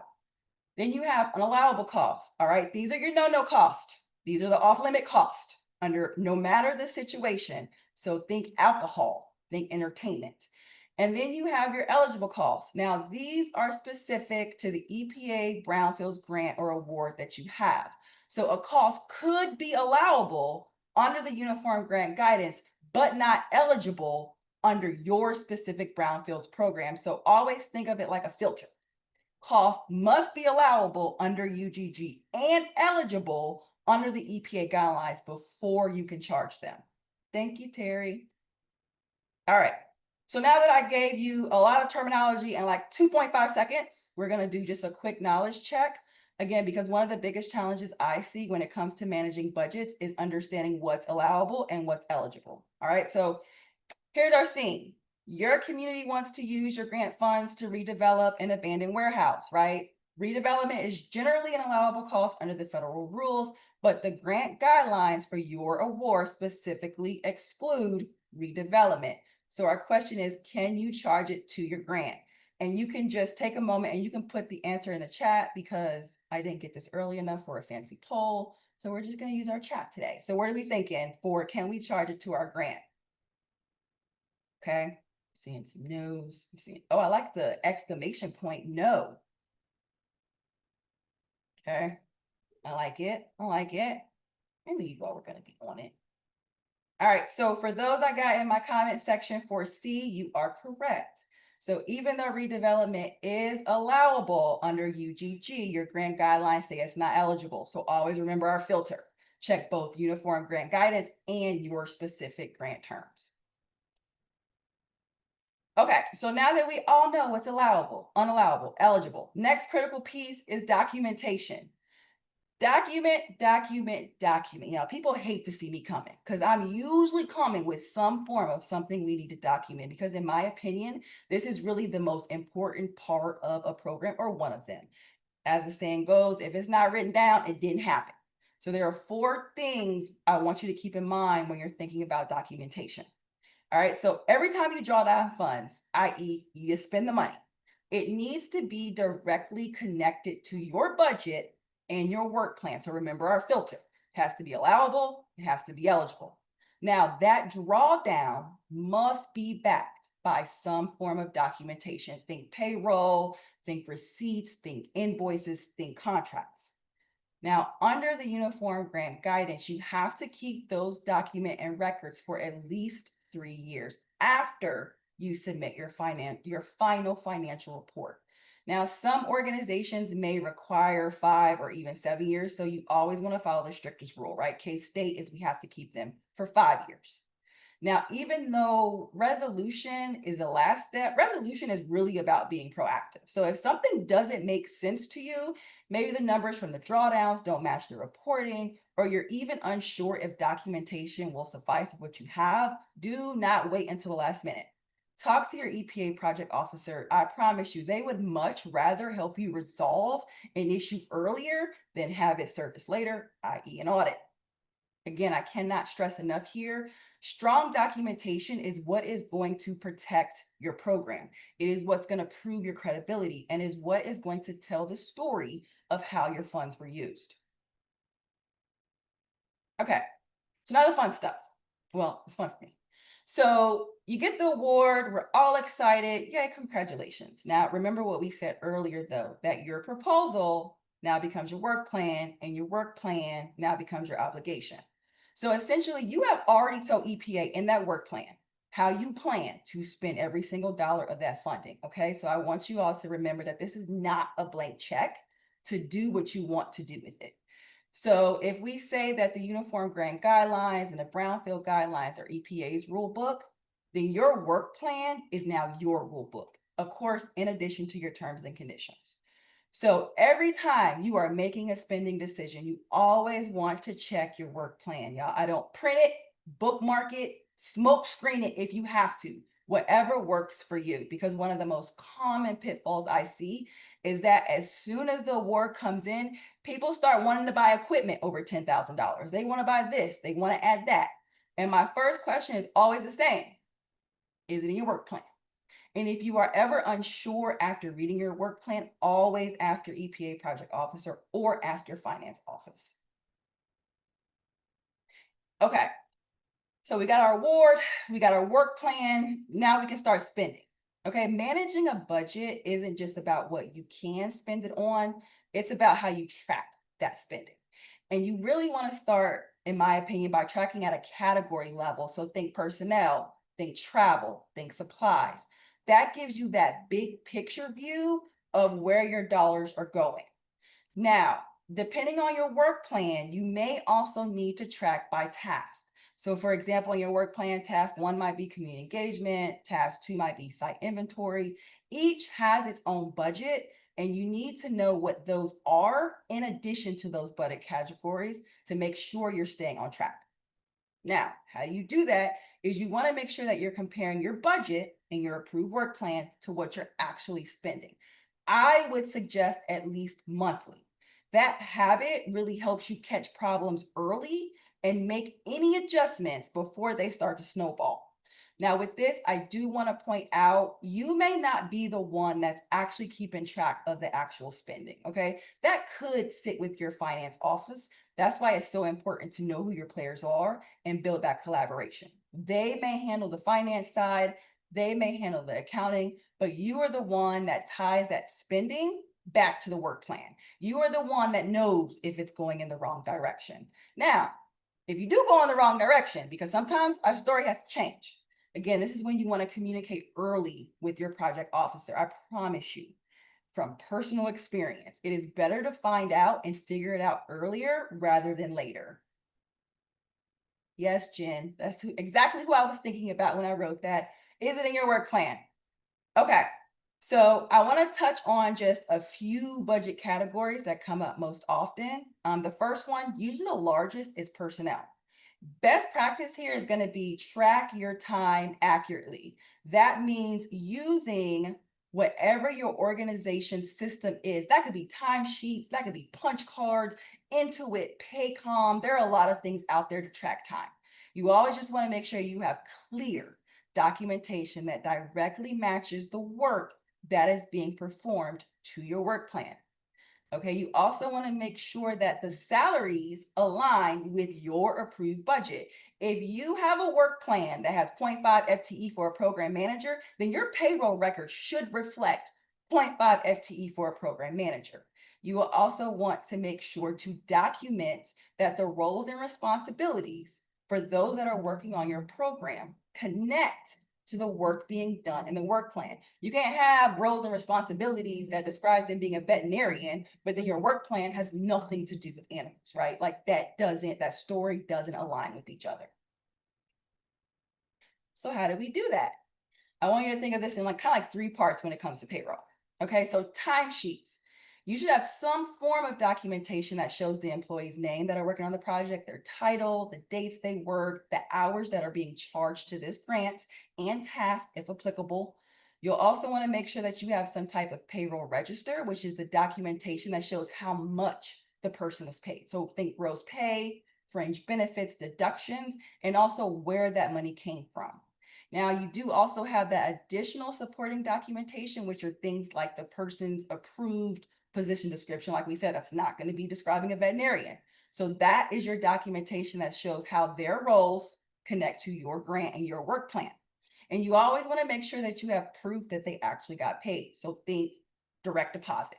Now, I did want to caveat here when it comes to payroll that your HR office, whoever that may be, is usually the one holding the records that provides that documentation. Okay, again, this is why it's important to know our players. So you have to work with HR to make sure that the job descriptions, the salaries, the time records all line up. Same with finance. They know HR, but you know your program.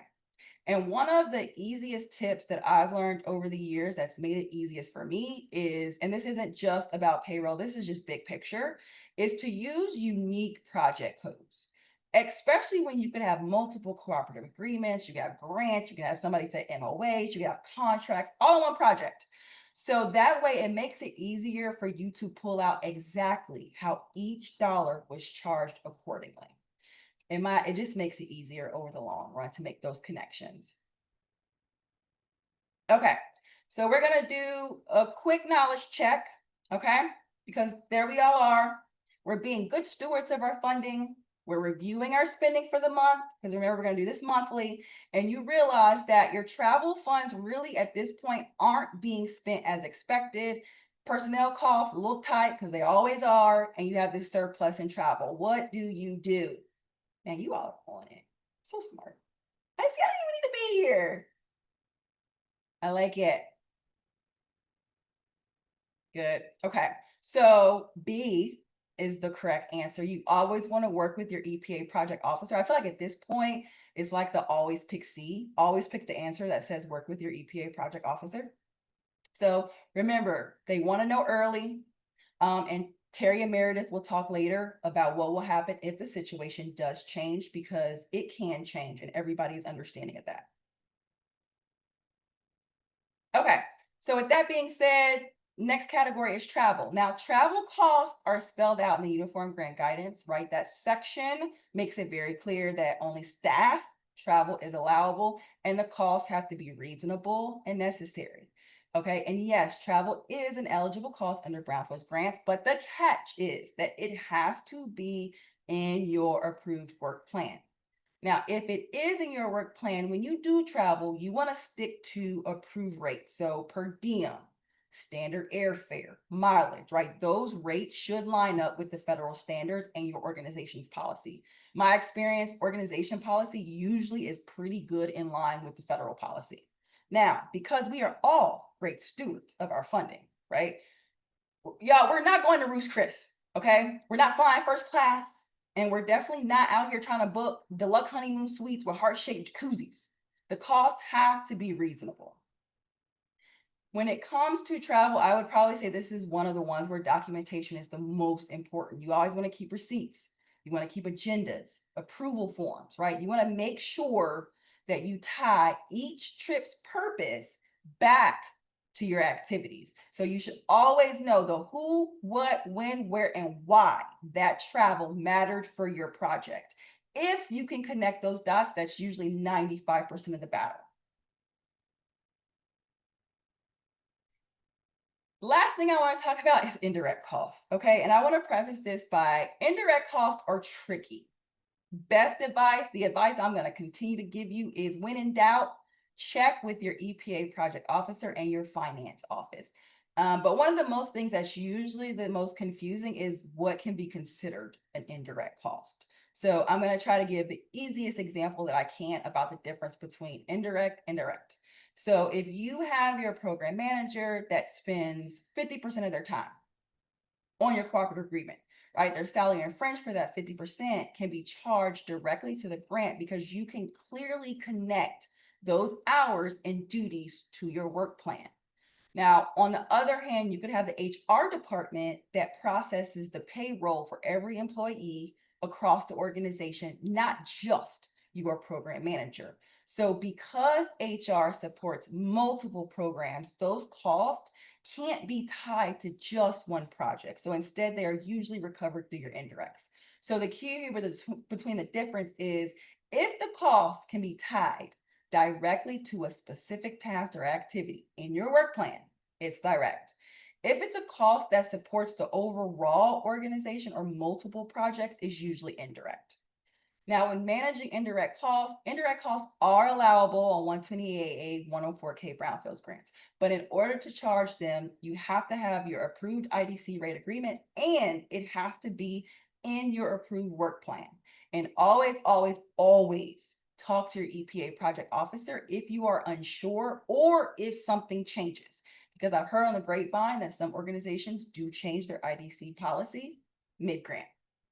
So I do want to do a big caution here that for 104K grants, indirect costs do count toward that 5% admin cost count. So be careful here because you can go over without even realizing it if you're not clear on what your grant limitations are. So always plan and track closely.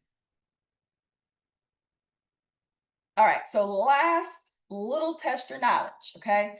Your organization is paying for IT support. The IT staff, of course, they maintain all employee computers, all the servers, all the network your team uses. So can you charge IT support as a direct cost to your cooperative agreement?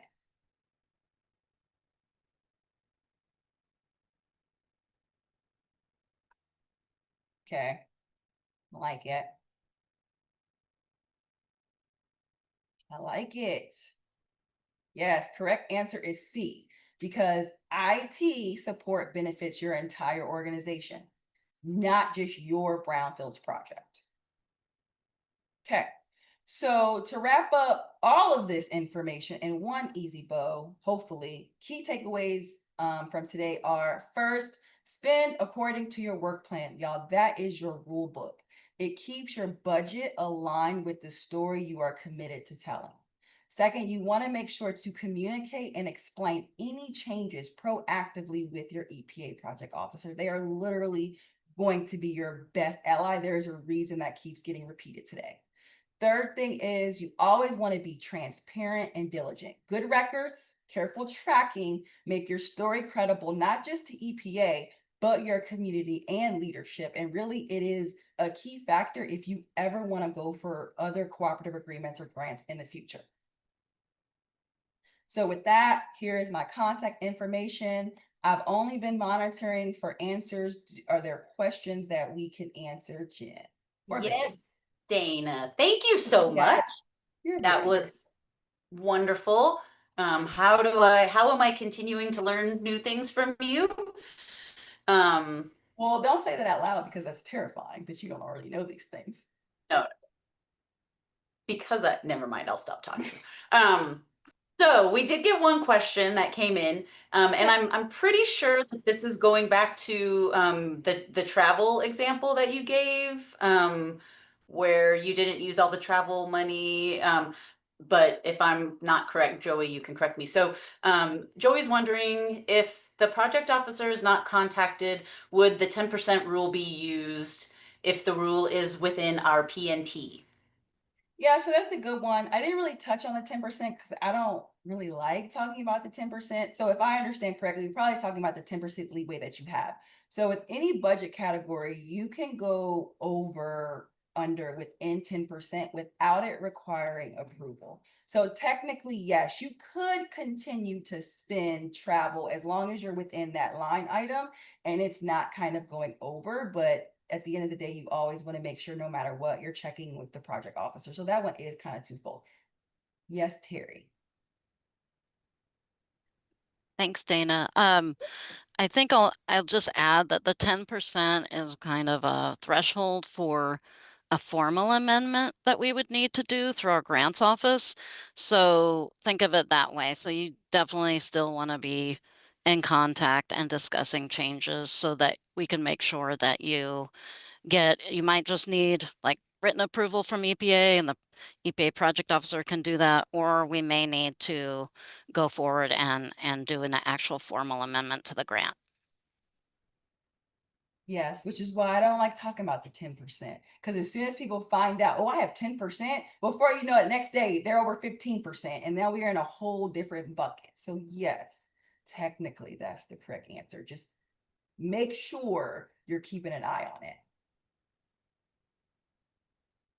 We did get another question. Well, we got first a sub question in what's PNP, in case people aren't following in the chat, which Joey answered policy and procedure. So we're closing the loop on what that acronym is. Then another question that came in: would cybersecurity training for IT specific to brownfields and sovereign data be a direct cost? If, for instance, the training or programs used, data collected, were only used for the Brownfields program? I'm going to leave that one for Terry or Meredith, because my immediate would be no. Yeah, so that, indirects, like Dana pointed out, can be tricky. But what I would ask is it included in your indirect cost pool? If it is, then it would need to be an indirect cost. If it's outside of that, then we could potentially find that eligible for funding. Because sometimes there are costs that are not covered by the indirect cost pool, so then could be direct charge if it can be directly allocated to the grant, if it's directly related to the grant work plan and so forth. But do go ahead and, have that question with your EPA project officer, go through that and make sure they understand the question and yeah, get the answer from them specifically. I don't want to misspeak here. Thanks, Terry. Do we have any other questions before we move into the next speakers, Terry and Meredith? And remember, you can come back if a question pops in your mind during the next thing that's about what Dana talked about. Go ahead and put it in the chat, and we'll make sure it gets addressed. Yeah, absolutely. And my contact information is there. So if you do have any questions, please feel free to reach out. I know I'm going to be calling you, Dana, with lots of questions because your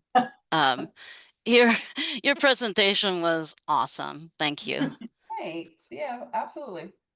Thanks, Dana. All right, Terry and Meredith, you're up. And I think Hannah is going to share our PDF. There it is. Okay, great. And I'll see. I'm not sure if I'm on camera or not, but Yes, you are. We see. okay, good. Well, I don't know if it's good, but Fantastic. it'll work. Thank you. Thanks for the positive vibes. Good morning or good afternoon, everyone. I guess it's afternoon for everyone that's not in Alaska or Hawaii. My name is Terry Griffith, and I work in the EPA Region 10 Brownfields program. And I'm based in Seattle, Washington, and my colleague Meredith Lightbody and I will be presenting some additional handy tips for budget changes and amendments for Brownfield cooperative agreements, adding on to the discussion, the excellent discussion by Dana a couple minutes ago. And so some of this may be repetitious, but hopefully we'll add some helpful hints for you as you're either embarking into a cooperative agreement, continuing on with a cooperative agreement, or considering whether you want to apply for a Brownfields cooperative agreement. So next slide, please.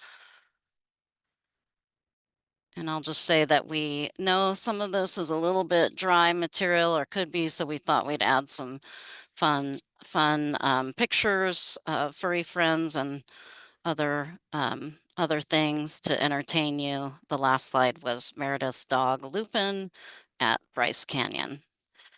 All right, so when you're thinking about cooperative agreements, as Dana mentioned, this is a agreement where we have EPA has substantial involvement with the award. It's just another form of an assistance agreement, like a grant, but with more substantial involvement. We think of it as having involvement with consultation and collaboration on technical and policy matters. We want to provide guidance. We want to help you with your site eligibility determinations. And remember that the Brownfields program, especially the 128A program, has a lot of flexibility.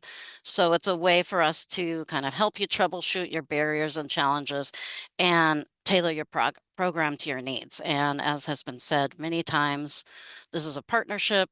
We want to be partners with you.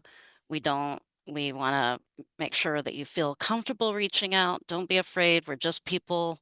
And we really want to collaborate with you. This is the part of our job that we really enjoy, even though we might seem to really enjoy reading the uniform grant guidance. We really prefer talking with you on a daily basis. And there's a link there if you want to read more about the Grant and Cooperative Agreement Act of 1977. And we'll have some more links throughout and at the end to assist you. Next slide, please. And so we have some just keywords and definitions for you. I won't read each of them, or I won't discuss each of those. You can read those at your leisure. There's a section in the Uniform Grant Guidance and 2 CFR Part 200.1 with all the helpful definitions. It's in pink at the bottom of the slide there. You can go there and read more if you have questions about various lingo that you're hearing. One thing I will mention real quick is unliquidated obligations. So we talk about when EPA sends you your grant award, we obligate the money to the award, and then you make your drawdowns, as Dana described, as you do your tasks under your grant and you incur costs, you make regular drawdowns. And so when you do not, those obligations that are not drawn down are called unliquidated obligation, or ULOs, because we love our acronyms and abbreviations. So when you might hear an EPA project officer talking about your ULO under the grant, that means the money that has not been expended. And we pay very close attention to that, especially around the May-June timeframe of every year. And we have to explain that internally. We explain what's going on with those unliquidated obligations internally to our finance office and our grants office. And so we may be reaching out to you to find out where you're at and why funds may be unexpended. So again, key to talk to us early and often when you have unexpended funds or tasks that can't be completed. All right, next slide, please. So keep in mind that your work plan is a living document. It's your guide, it's your roadmap, and it's not going to be static. It's going to be changing based on what happens, things that you need to, changes that you might need to address, maybe site-specific activities that shift in timing or are some things are more expensive than you expected or lower in cost. So you're going to be looking to keep track of that on a regular basis. And I'd recommend talking to Richard. He sounds like he has a really great way to track everything. And so you can make sure you stay on track. So just remember, keep that work plan handy. Don't put it on a shelf.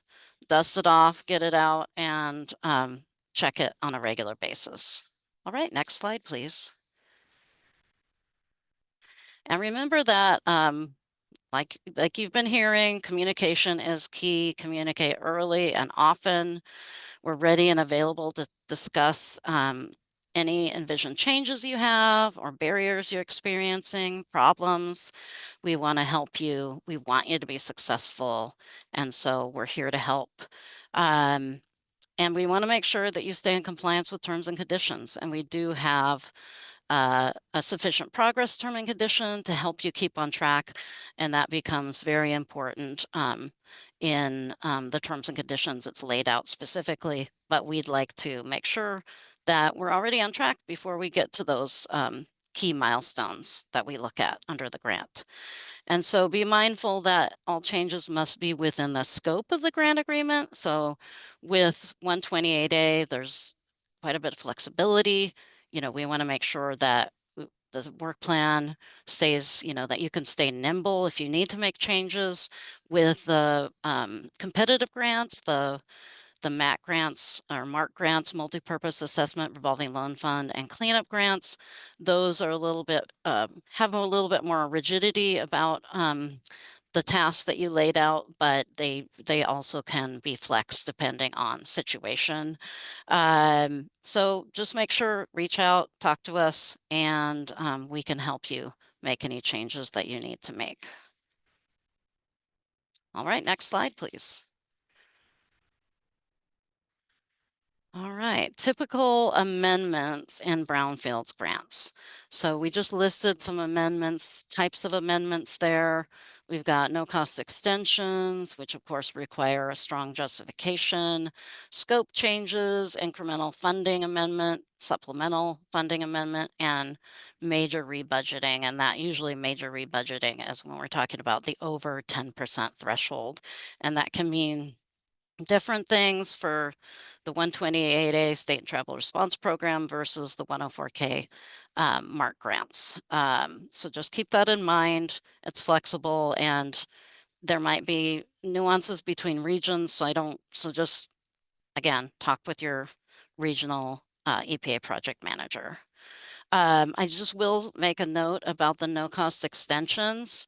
We really want to make sure that that this is something that may not be so readily available in the future. We're getting a lot of scrutiny on those. So just be aware that we really need a strong justification for those. And, you know, it could be something like you couldn't do travel or training, you couldn't finish site work because of weather conditions, so forth. There are good justifications, but we want to know about it early so we can address that and make sure that we have a solid justification. So just keep that in mind. Usually, I think the uniform grant guidance states that it's a 12-month at a time, so that under the no cost extension. So we're gonna look at a 1-year extension, but work with your project manager on that, your EPA project officer.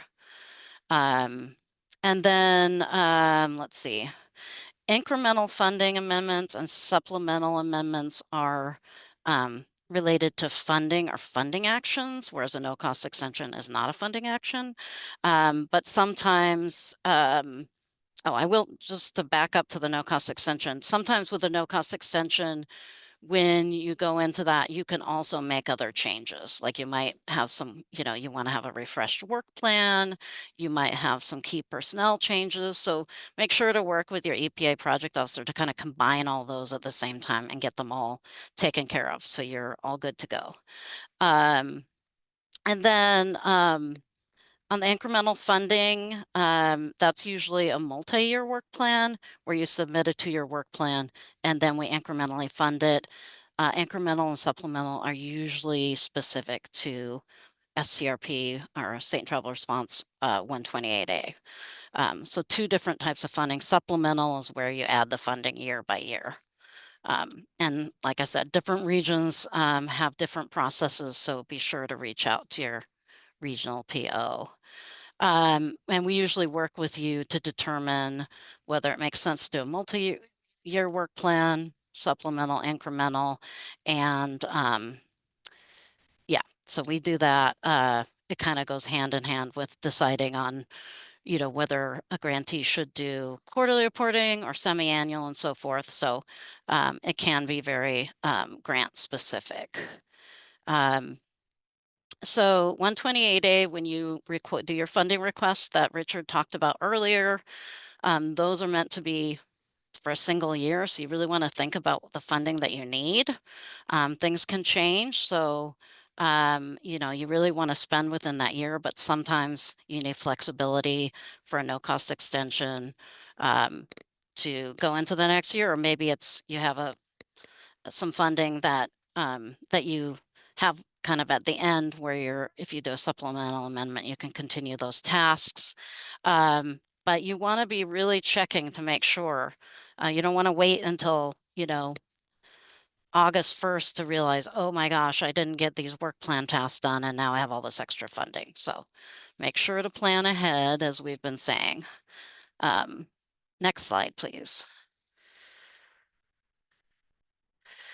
Thank you. And so then requesting, kind of how do you determine you need a budget change? How do you request it? So the easiest way to do that is to go ahead and send an email.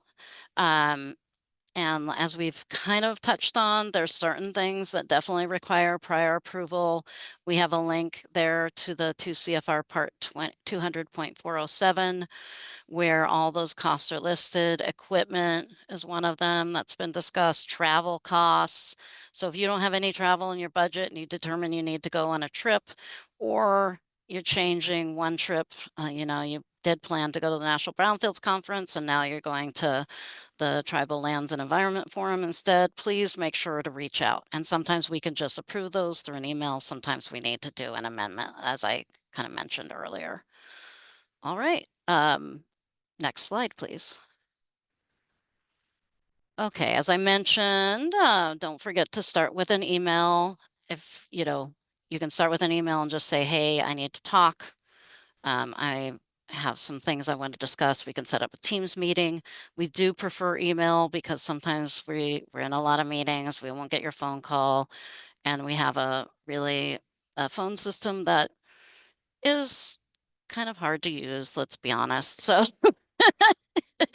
I hear Meredith laughing on the other side of the cubicle, but yeah, they took our desk phones away and gave us a computerized system that it's a little tricky. So I'll leave it at that. I don't want to criticize, but that's why we ask you to email, not because we don't want your phone call, but if you really want to call, feel free, but it's easy for us to get an email. And yeah, if you send an email, you can feel free to just say, hey, I just want to discuss some things with you around my travel budget, or you can let us know, lay it out, let us know what the changes are and a justification. And if you really want to get into it, you can go ahead and lay out exactly what's going on. But feel free to reach out for some questions and then we can figure out what next steps are needed. All right. Next slide, please.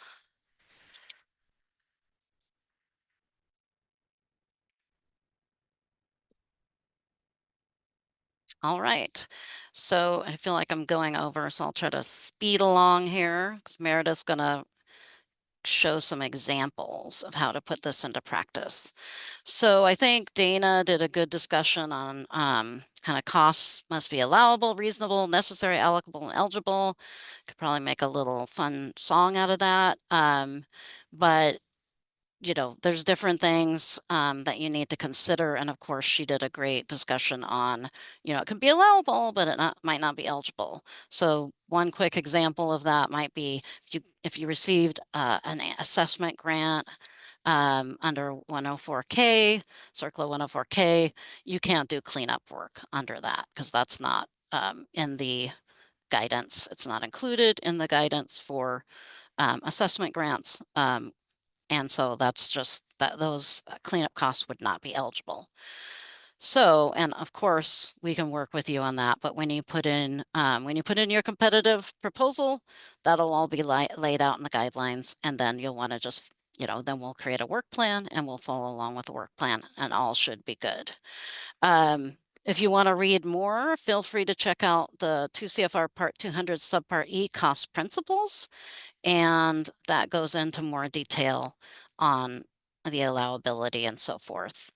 All righty, moving right along. Next slide, please. And finally, just keep in mind that additional documentation may be required. And I think Meredith's going to go into some examples where we have a little budget table that you can use and so forth, but we may, if the costs trigger an over 10% change in the budget, we may need to ask you to do a revised SF424A because we're going to need to submit that to our grants office. So like I said, some changes can be just can be approved by the EPA PO. Some will need to make an actual formal amendment to the grant to be signed by the grants management official in our EPA regional grants office. So I'll leave it at that. And now we're going to turn it over to Meredith Lightbody. Take it away, Meredith. Thank you. Thank you, Terry.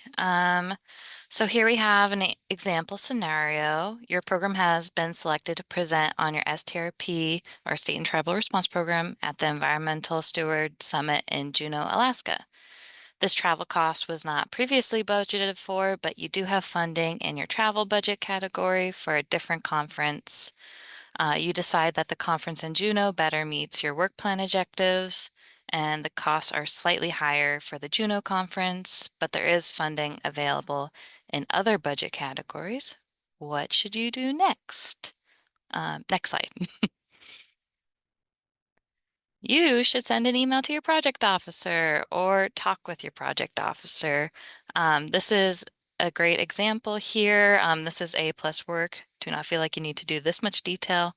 What we really care about as project officers is that you're clear about what you wanted to do, what the justification is, and like if any budget is crossing categories. So if in this example, there's some additional travel costs needed, so they are using money that is left over in supplies and then the other category, and they provide these great notes on where this funding is coming from and where it's going. It's just very clear and just telling it how it is. So this is a great example, but don't feel like you need to do this level of effort, and you can always talk to your project officer for their preferences. Next slide. And this is just like a zoomed in version of this budget table with the changes and the justifications. This is, again, very A+ work, but this is a great way to document for yourself that you could include in maybe your quarterly report or in your work plan itself. You just want to make sure you're documenting these changes because it can get confusing, especially if you're doing this more than one time. And I know Richard doesn't like track changes, but I like track changes, so that is really helpful if you have a budget change and you're trying to send an updated document. We like to see that. Next slide, please. And then here's an example when a cooperative agreement amendment is needed. Your program has found a need to purchase a piece of equipment to meet work plan objectives. However, the equipment was not in your current approved work plan and budget. So this would require an amendment. So maybe, well, I don't want to give an example that's going to incite everybody to go buy this, but maybe you need to buy a boat to access a site, and you were previously going to do something else and you need a boat to get there to do the work. And it's reasonable, allocable, all those great words. Send us an email. There's going to be a lot of documentation that's needed for an amendment. So just be warned. And it's possible also that your EPA project officer may say no. So just be ready for that answer. But an amendment would be needed if it is approved. Next slide. And then here's an example of when a work plan change may not be necessary or an amendment at all. So if you are planning to do an activity in February, like presenting in a classroom, but there's like a snow day, so there's no school at all in February, and the presentation has been changed to May, you shouldn't have to make a change to your work plan, and this shouldn't impact any other grant activities, but this change should be documented in your next project progress report. No amendment would be needed. You can shoot a message to your EPA project officer to let them know, but I think it's okay to just put this in your next progress report. Nothing major has happened here, just a big snowstorm in February. Next slide. And then if your changes are approved, you're going to make sure that you document the change in your next progress report. And then you want to add all documentation related to the change to your grant file. And you should be keeping a grant file to track all these changes. Yeah. And then next slide. And some other potential changes to be mindful of include any changes to personnel listed on the key contacts form. It's not just us, your project officers, reaching out to your organization. We have other people at EPA that reach out to the other contacts. So if you could please make sure that you keep this form up to date and send it to your project officer, we'll go and put it into the file and make sure that's all up to date for the other people that need to get into contact with your organization. And then if you have any changes to your indirect cost rate, you'll want to make sure that your EPA project officer has the updated IDC rate file in their file.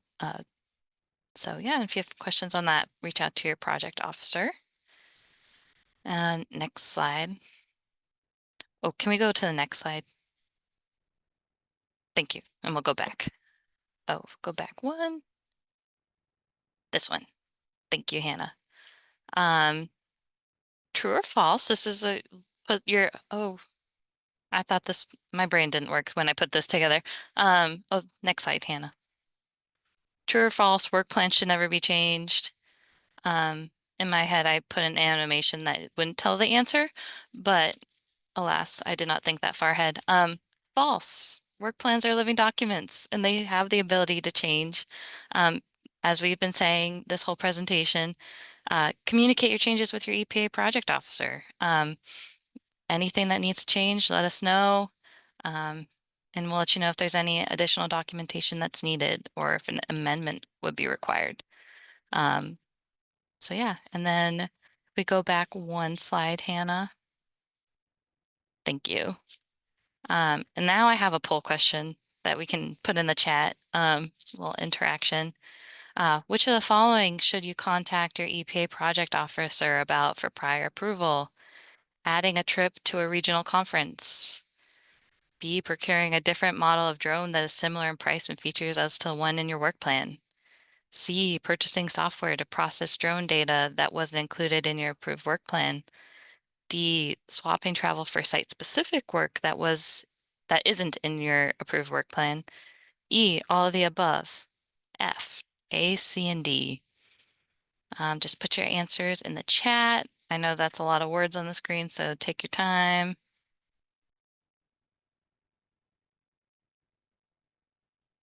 I like it, as Dana would say. Looking good.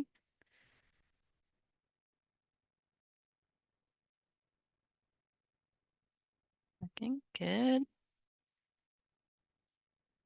I'll take A, E, or F, but F is the answer I was really thinking of.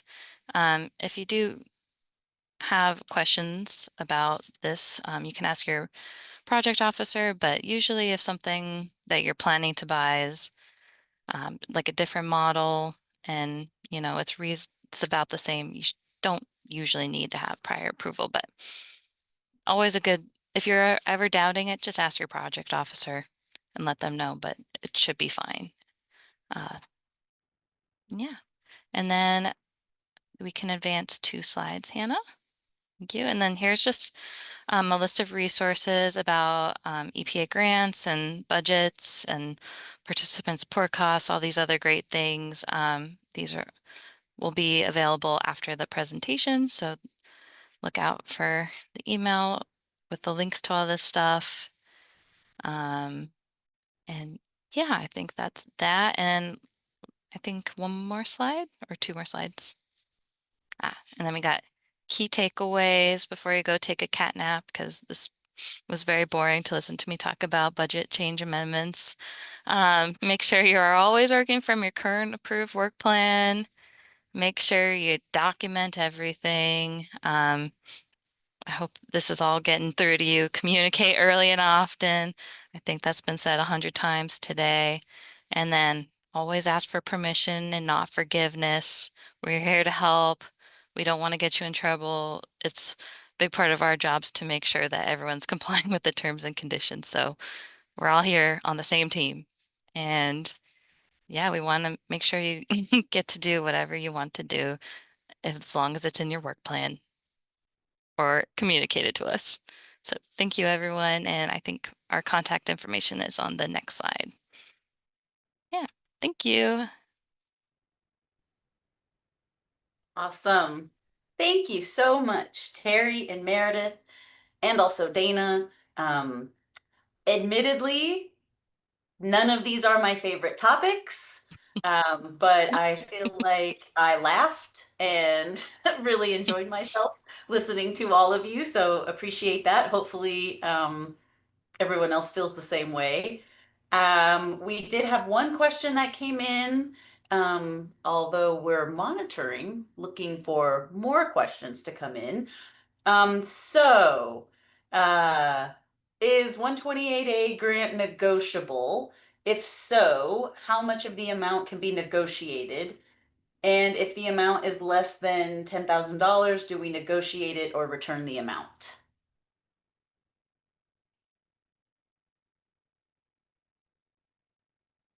Anyone, that's not me. I don't know the answer to that. I'm not sure if I understand the question. So was it the 10% question again, or a variation on that? I think they're different. So it just started, I'll break it down. Is the 128A grant negotiable? So that's first part of the question. Right. I see it in the chat now. Okay. Thanks. I don't know if Joey, Billy, if you wanted to come, unmute yourself and ask the question, that would be great. I think what I'm getting from that is that you're asking about the budget changes, if they're negotiable. Possibly, maybe you can let me know, or we can connect with Madison on that. Madison Sanders Curry, your project officer. I would say, you know, there is flexibility to do budget changes. It's not like you need to reach out to us if, you know, there's some money that's shifting. You also are going to show that in your quarterly progress report or your semi-annual progress report. So there is definitely flexibility. We don't want you to have to, I mean, we talk a lot about, you know, hey, give us a call or reach out. You know, we're talking about more substantial changes. But feel free to, we usually have regular check-ins so we can discuss it then. I don't think you need to worry about giving money back necessarily unless something's not eligible or there's other costs that could be disallowed based on the situation. So I think I guess the takeaway is talk to your EPA project manager officer if you have questions about specific costs, but there is definitely flexibility to, you know, move money around in your budget. We just want to have some communication about what it is, because we want to make sure you stay within your scope and the tasks that you've laid out. And if there are changes, we have knowledge so that we can work with you. So that, I guess that would be my advice. Thank you, Terry. Richard, you have your hand raised. I do. I just wanted to, I saw that question and I think they're trying to talk about, because it's a non-competitive grant, like the money that you guys come back with for each one of our programs. I think they mean is that part negotiable? Like I can't speak for EPA. I can only speak for my experience. And so that's why when I mentioned that hard and fast line in December, it's because they need to know how many tribes are applying for the STRP fundings and states, you know, so that it can be divided however they divide it. I don't know the behind the scenes either. So I don't think that that number is negotiable. They're like, here's the number we're willing to give you. My experience in 7 years is, oh, I will just make that work. And if I have Thank to you cut very stuff, I have much. to cut stuff. Yeah, thank you so much. Oh, are you saying, okay, thanks, Richard. Yeah, so when you submit your funding request that Richard talked about earlier in December, and that date that you have to submit it by is a hard and fast date. We have to have it by that date. If you ask for, let's say, 200,000, that is set in stone. We can't change it after you make that request. So if you're talking about that, and then we call that, then we go through an exercise looking at what everybody asked for and doing what we call the allocation for the various programs. So once you request that amount in December, we don't change it. But it may be that when you get your grant agreement with that amount on it or a lesser amount, if we don't have enough funding to totally cover your request, then there may be activities that you end up not being able to do for some reason. Sometimes it's staffing lapse or something. So that we realize that happens, but we definitely want to assist you and help you. So like we've been saying, just feel free to have that conversation with EPA. Phew, I was muted. My timer started going off because I've been timing everything and I thought everybody was hearing my loud timer, but fortunately I had muted myself. So you all just saw me like panic when my timer started going off because I was worried about interrupting Terry. Do we have any other questions or points of discussion before we move into the next topic?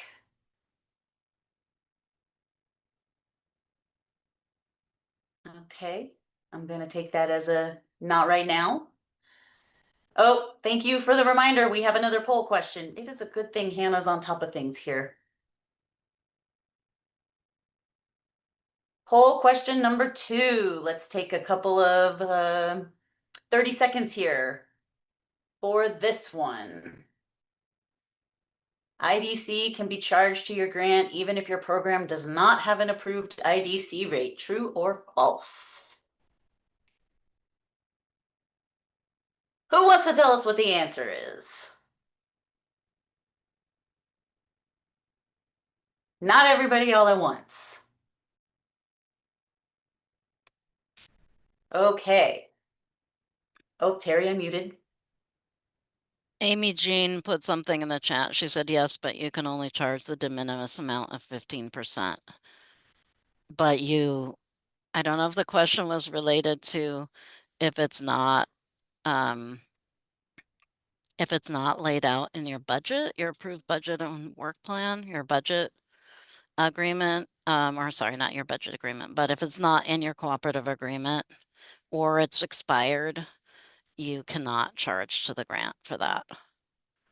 Okay, so we're in kind of, I think, the gray area of how the question was worded. Sounds like. Right. So, right. So Amy Jean is both answers are correct. Everybody's right. Amy Jean is showing the yes, she's like, hey, it's a trick question. Yes, you can, because you're looking at the de minimis rate that's in the now it's 15% in the as of October 1, 2024, but it was 10% before that, so it depends on when your grant was awarded and so forth. But yeah, if you go into your grant agreement, your cooperative agreement, you're doing your tasks and everything, but you do not have a current approved rate because it's expired, you cannot charge to the grant. You could put it in your budget, but you can't charge until you have a current approved rate. So it's kind of, yeah, just a nuance. All right. So much for that quick and easy true false statement. So on that note, thank you so much. Let's move on to our final speakers of the day. Which a very positive, wonderful day this has been so far. Rosita Clark from US EPA Region 5 and Frank Harjo from Muskogee Nation are going to spend a while talking with us about staying on track with your work plan. And then when they're finished, we're going to go into some breakout rooms for a little bit of kind of peer-to-peer discussion. So more on that after Rosita and Frank. Okay, thank you. And so I'll be able to do my slides then. Well, thank you, Jennifer. And I will start the process. And I guess I have to say good afternoon and thank you all for being here. And I want to thank all the other presenters that made, I think, Frank and I's presentation just a little bit easy. They've covered everything from reviewing your T&Cs and the work plan. What we wanted to talk about, and we'll go briefly, is just how to stay on track with your work plan, though we understand it's with all the things going on in your communities, it could be just a little bit difficult. I'm Rosita Clark with Region 5. I have been a project officer, project manager for the past 15 plus years, and I am now currently a manager within the Brownfields program in Region 5. But I have enjoyed working with my tribal communities and enjoy being a Brownfields project officer as well. Let's see. I don't see my slides advancing. Oh, okay. Hopefully that's but quickly what we wanted to, our portion of the presentation is, this has already, as I said, has already been covered. We wanted to just, the work plan and why is this, oh, okay, I did not do that. Why is the work plan important? Well, again, it's already been said, it's part of, one is that, it's obviously required in the 128 guidelines. It's actually also required for the 104K grants, but it's primarily the road work for you to accomplish the work, right? So it's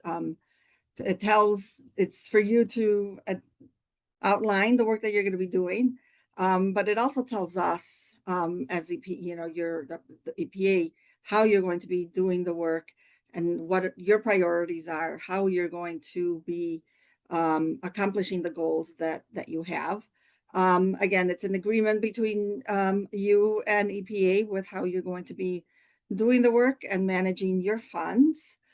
And most importantly, it provides, the task and the commitments that you're going to be accomplishing. And so really, we don't have a specific, I know sometimes we've shared either like an example of work plans. We don't have specific templates. I did put an example of one that we had in a guideline, I don't know, a number of years ago. But as long as the key points are included in your work plan, this is what's important. This is what we're looking for when we're reviewing your work plan.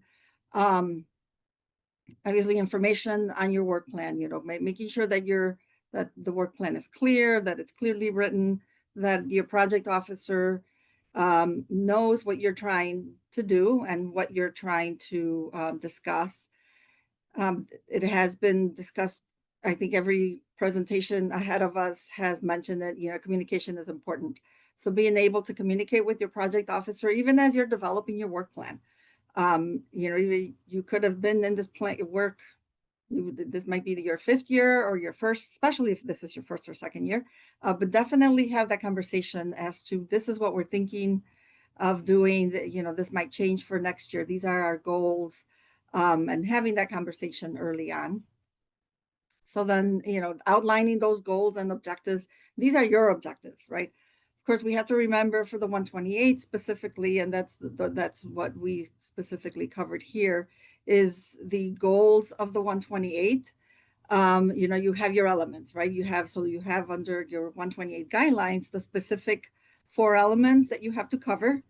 But then you also have to think about, what are your goals? What is it that you want to accomplish as your if you're starting to create your program, as you're starting to develop the different parts of the program. If you look at the guidelines, there's a statement that says, all the 128s for states and tribes, they're vastly different. So it's really up to you how you want to develop your program. Some people, some entities, states or tribes might have a little bit more site-specific work than others, or might really be focusing this year on inventory, but next year we're focusing, so it's really how and what you're doing every year. And that's what you want to focus your work plan on. The task and the commitments, that's what we're looking for. What are you doing? And then how are you doing it? The schedule, that's important as well. And to stay on task, which we're going to cover a little bit later on the other slides, and Frank will talk about what, how he does it from his side, is, looking at it on a quarterly basis. We heard a lot about reporting. You heard a lot about, like the timeline. So your fiscal year starts October 1st through September 30th. I know in Region 5, we have 14, 15 of our tribal nations and PPGs. So that could vary a little bit as well. You have to look at your schedule and how your PPG is developed. But the way we fund in 128 is on an annual basis, October 1st through September 30th. So that may change, but you will work with your PO. And in case of PPGs, with your project manager, if it's different. Project managers in Region 5 are in the Brownfields program, versus the POs are all located in the tribal office. So again, it's a lot of communicating with your project officer and your tribal project officer, or project officer for the PPGs, and the project manager in the Brownfields program. Sorry, it gets PPGs are always a little bit more complex, as those of you with PPGs may know. And then of course the budget, Dana discussed a lot about the budget, so I'm not even going to go into those details, but that's also what we look for. So we look for, what are you doing when are you accomplishing your activities, and then the budget. How are you dividing the budget? And hopefully I'm not going too fast, but like I said, I feel like everybody else covered a lot of what we have in our slides. And this slide is a little bit difficult to see. It's just, again, I don't have to go into details. It's just, we look at the budget table, we look at how you're dividing up your cost. And this is, as we're negotiating the agreement, we go all, back and forth, making sure that your budget and your work plan aligns with your 424 when you submit your application. I think the next slide, I will move it over to Frank, who will take on the next items. Yes, thank you, Rosita. Yeah, so kind of just where Rosita left off. One thing I would like to kind of iterate is, when you do submit your budget's work plan in December, it's very important that the amount you submit is the amount you're actually aiming for or your target, because EPAs themselves are not going to find out how much is going to be allotted to grantees until the spring, which is usually April and May timeframe. So for example, if you submitted a budget of, 100,000 and EPA happens to have additional money in the springtime, because you submitted a budget for 100,000, they cannot actually give you any more additional funds, even though they actually might have that in their office. So it's very important to I often like to think to aim big in December and, kind of come up with the dream list of things we really want to accomplish. And then in the springtime, April, May, kind of pare it down based on the actual allocation that EPA has. So I just kind of wanted to point that out in terms of being a tribe, and just kind of maybe that's something you run into, is just hearing that every year, hey, we get a certain amount of money and that's what I'm going to put my project work plan towards. Some years there might be additional funding. So just kind of FYI, don't often shortchange yourself on some of that. So kind of getting started with my slide, the work plan and kind of its importance. I always feel like the terms and agreements, like everybody has kind of expressed before, is very important, important starting page for me. And especially if you're new to brownfields in general, because it really guidelines and outlines very important information and details that really just kind of help you move forward in terms of what you have established within your work plan. A work plan, I feel like is actually your blueprint for your grant deliverables in general. Again, we do these work plans in December, and I gather quotes, and I figure out like how much supplies are going to be, and we're talking about several months before the actual grant is delivered, and by that time, especially given the last few years with some of the things going up in pricing in terms of supplies. And one year, I think we put a drone actually in one of our work plans. And, by the time we got to funded for our work plan, and the cost of that drone had almost tripled in price. So we had to go back, talk with our project officer, and actually, because we had so many things established within our work plan, that we just kind of had a compromise that we found some money within our tribal funds to be able to kind of cost share some of that funding. So just being able to be flexible with your work plan, I feel like is very kind of key in terms of what you need to put in and be able to do within that given year. And don't overcommit yourself. I feel like, there's a lot of things you actually are poised to do and can do within your work plan. You have grand ambitions of things happening within your mind, but the reality is once you kind of, get set with your work plan, because I often like to use the first quarter, to do administrative tasks, because, there's things like you have to get tribal council approval, which takes some time to expend your funding. You have to set up contracts with some of your vendors, some of the contractors that you're going to be working with. You have to pass through, some of this information through your AG's office for them to review and be able to sign off on it. So I often feel like the first quarter should be more kind of geared toward administrative tasks to where you don't really put yourself in a bind trying to actually do certain things that again is kind of out of your control because you've got certain processes set up within your tribe that you actually have to go through, and some of those can really hinder maybe some of those things that you're actually wanting to achieve in the field or through working with different partners. But just kind of keep that in mind in terms of some of your grant deliverable setups. For the 128A, like we've been talking about, is yeah, I definitely like to piggyback on some of the activities that we're doing as a tribe. So every June we have a huge festival within the Muskogee Creek Nation.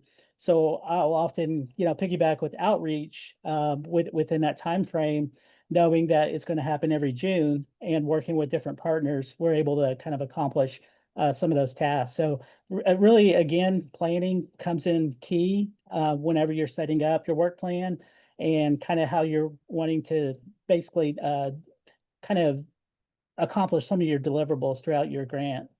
Also often feel too like site work can really be challenging in many ways because again, you have things that, could be out of your hands, whether that's, administration priorities have changed, working within the confines of a vendor or contractor, their schedule, some of that might be a little bit difficult too. And even just setting up maybe some of um, the actual contract itself could be an issue as well. So I feel like site work, is definitely one of the more challenging aspects of the brownfields and the various partnerships that kind of play into site work as well. So you're trying to align in many ways, the timing of when funding will be available, when the site will be, kind of that range of when you can actually do field work, do sampling, whatever it might be.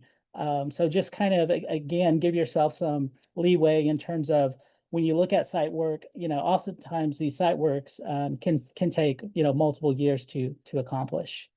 And kind of like everybody else has been reiterating, your project officer is always there to help. And I feel like, that's the first person you should actually kind of go through if you have any issues, problems with your work plan and getting those accomplished. Okay. So again, just kind of some strategies to be able to kind of stay in compliance. Again, I feel like planning as a tribal staff, it seems like you're a planner, accountant, project manager, and a scientist all rolled into one. But putting on your planning hat is often kind of a good start to just really kind of knowing what resources you do have, the partnerships you've kind of established. If you don't have partnerships, other resources that are out there. I mean, there's so many resources in the Brownfields community that KSU TAB, other state partners who have Brownfields programs. I mean, there's just so many resources for you to be able to tap into, just find out, how-tos. Everybody's willing to share in the Brownfields community. I feel like this is one of the established communities where everybody is willing to help. So really take advantage of that. The many webinars and events that, just EPA has in general. Again, KSU TAB and others. I mean, just keep learning from others. There's so many resources out there to kind of just help you along. Again, about the communicating with your project officer early and staying in tune with them as well. And they're always willing to kind of be in contact and help you out throughout the way. And also too, don't let any setbacks kind of discourage your game plan. We all run into those. No work plan is, bad or basically gonna run into any type of issues. It's always gonna happen. And I feel like, just like everybody's been saying, it's gonna be something that's a living document, and things are gonna change throughout the year. And that's just something in terms of brownfields. I think this is one of the just more challenging grant or cooperative agreements in general, because it's not like a water grant or a solid waste grant where you're kind of poised to do the same thing over and over again. You've got different activities, you got different things that kind of come into play. You've got administration that kind of, dictates as well on some of the properties that you may or may not work on. And it's just kind of a moving target in many ways. So for many tribes, I know this is a challenge. And because you do wear so many hats in brownfields, it really is something that's just unique in terms of what the tribes deal with. And then finally, just submitting timely reports. I feel like, again, that's key, whether it's things you accomplish or you're having issues with out with your grant in general. Just keeping those on a timely schedule is very important for overall compliance. Okay, I think I'm going to turn it back over to Rosita. Okay, thank you. And thank you. That's the reporting. That's important. I know not only, to stay on track, the compliance, because it's a requirement, but it also helps you in keeping track of your activities. And then, just, staying on top of that, which I know can be difficult. So and Frank started discussing some of the challenges and some of the obstacles. And so some of one of the questions that we had is, what keeps you from meeting your objectives in the work plan? And as, Frank mentioned, there's, you have a lot of challenges, and we understand that. So we want to always work with you. So, I don't think we'll get tired of saying, please reach out to your project officer, your project manager, to have those communications, to make sure that you're staying on top. And if something went wrong that you weren't last minute weren't expecting, definitely doing that and being able to work out how the changes can be modified, or how your work plan can be modified. So of course we covered, staff turnover, which happens all the time. You're wearing multiple hats, you have different priorities, having changing priorities, and just being pulled in different directions. These are all things that can definitely play a role in having changes, which is, it's not necessarily wrong. I don't think I've ever seen a work plan in my 15, 16 years where it went from a clean work plan all the way through the end. There's always changes, there's always modifications, or just an email addendum. You might not need to modify your work plan, but like it's been said before, just communicating, putting that into an email so that we can document that you submitted that request, whether it's a minor request, you communicated that with your project officer. And sometimes a phone call might be sufficient, or a conversation, as it was mentioned before. We actually don't have physical phones anymore. But regardless of how we communicate, as long as we communicate and how we document that we had that conversation, that EPA agreed with the change, that made sense, and then you can move forward. And let's see. Okay. So, I think this is your slide, Frank. Yeah. So one of the things, in addition to some of those challenges and obstacles, is, again, to me, some of the brownfields projects are often a marathon rather than a sprint, just because there's so many dynamics within the tribal government that we deal with. And kind of, again, going back to the vendors, contractors, that whole aspect of, we don't always have those specific vendors and contractors lining our doors trying to get all of our work. And because we're often in rural locations, and maybe the contracts aren't that big, often getting the just, again, the timelines established, and just some of the just basic challenges a tribe has in general, with working with some of these types of vendors and contractors. It really makes it a challenge in many ways. Kind of like Rosita was talking about, definitely the staff turnover and the workload challenge. There could be other priorities within a tribe that kind of just maybe takes priority or precedent over kind of maybe some of the work that we're kind of outlining. So that's always kind of, again, just things that we have to deal with. I often think of setting up the awards in terms of getting it through our tribal council. And by the time we get it through our finance and our budget setup, maybe a couple of months have already went by in terms of timeline. So again, that's, I think one of the things that as tribes we really kind of face, that's reality. And something that, we just kind of deal with in a regular way. And then finally, administrative support, I feel like is very key and kind of something that all of us, try to actually accomplish within our tribal programs. But as oftentimes we maybe get put on the back burner, or there's other priorities within a tribe that kind of take precedence. So it's something I think we've maybe struggle as brownfields programs to kind of, get in front of our administration and really try to get from them too, what are some of their priorities that they want to accomplish throughout their administration, and put those on our schedule in a way that, we're able to kind of look forward and have some of those things in terms of being able to work on it as we develop our work plans. But again, these can be challenges if again, the understanding of brownfields, is not a priority, or maybe the education is not quite there for, the administration to understand exactly how this plays into economic development or just reuse of the property. So, these are kind of just some of the challenges in terms of tribal programs. I think a lot of tribes face in general, and just figuring out ways to overcome those and figuring out how we can all work together to kind of just basically promote brownfields in general. Yeah. You think. Yeah. So some of the, or did I skip? Okay.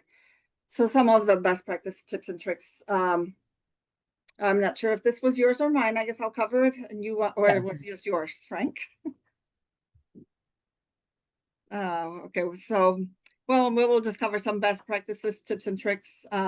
Preparation is always like I mentioned earlier, is preparing your work plan, have conversations with your PO ahead of time, even as you're drafting your work plan, or in the December timeframe, which typically it's always in December when the requests come in, right? Where you have to submit your request as the funding for next year. Then you know that's either your draft work plan or your initial request, and then you are required to finalize a final work plan when you know what your allocation will be, is have those conversations with EPA and other internal partners, especially if you're discussing what your goals are and what you're going to do for the next year, which can be a little hard sometimes, obviously, because sometimes you're planning ahead. You have to think about a year ahead of how much money you're going to be needing and utilizing, which is why we tend to have work plan changes, which is understandable. And then think about what have others done. This is a good webinar session, talking to others. What if you hear of other tribal nations, what is it that they're doing? How are they addressing specific sites? Just reaching out and being able to have those conversations to know what are the things that you can probably do if you learn from others. What have they done? Again, having the conversations with your PO, with your project manager, when you're drafting your plan. As we said throughout the year, always, keeping the communication open. And then when potential changes may be needed ahead of time, especially, it was mentioned a couple of presentations with regards to what are the allowable changes, what are the changes that you need. But I think it's always important to communicate with your project officer, is, regardless of whether you're going to need an amendment or just an email, your project officer will let you know whether an email is sufficient or whether an amendment or modification to your work plan will be required. And okay, so this is yours, Frank. Okay, so yes, some of the best practices, tips and tricks, kind of from a tribal point of view.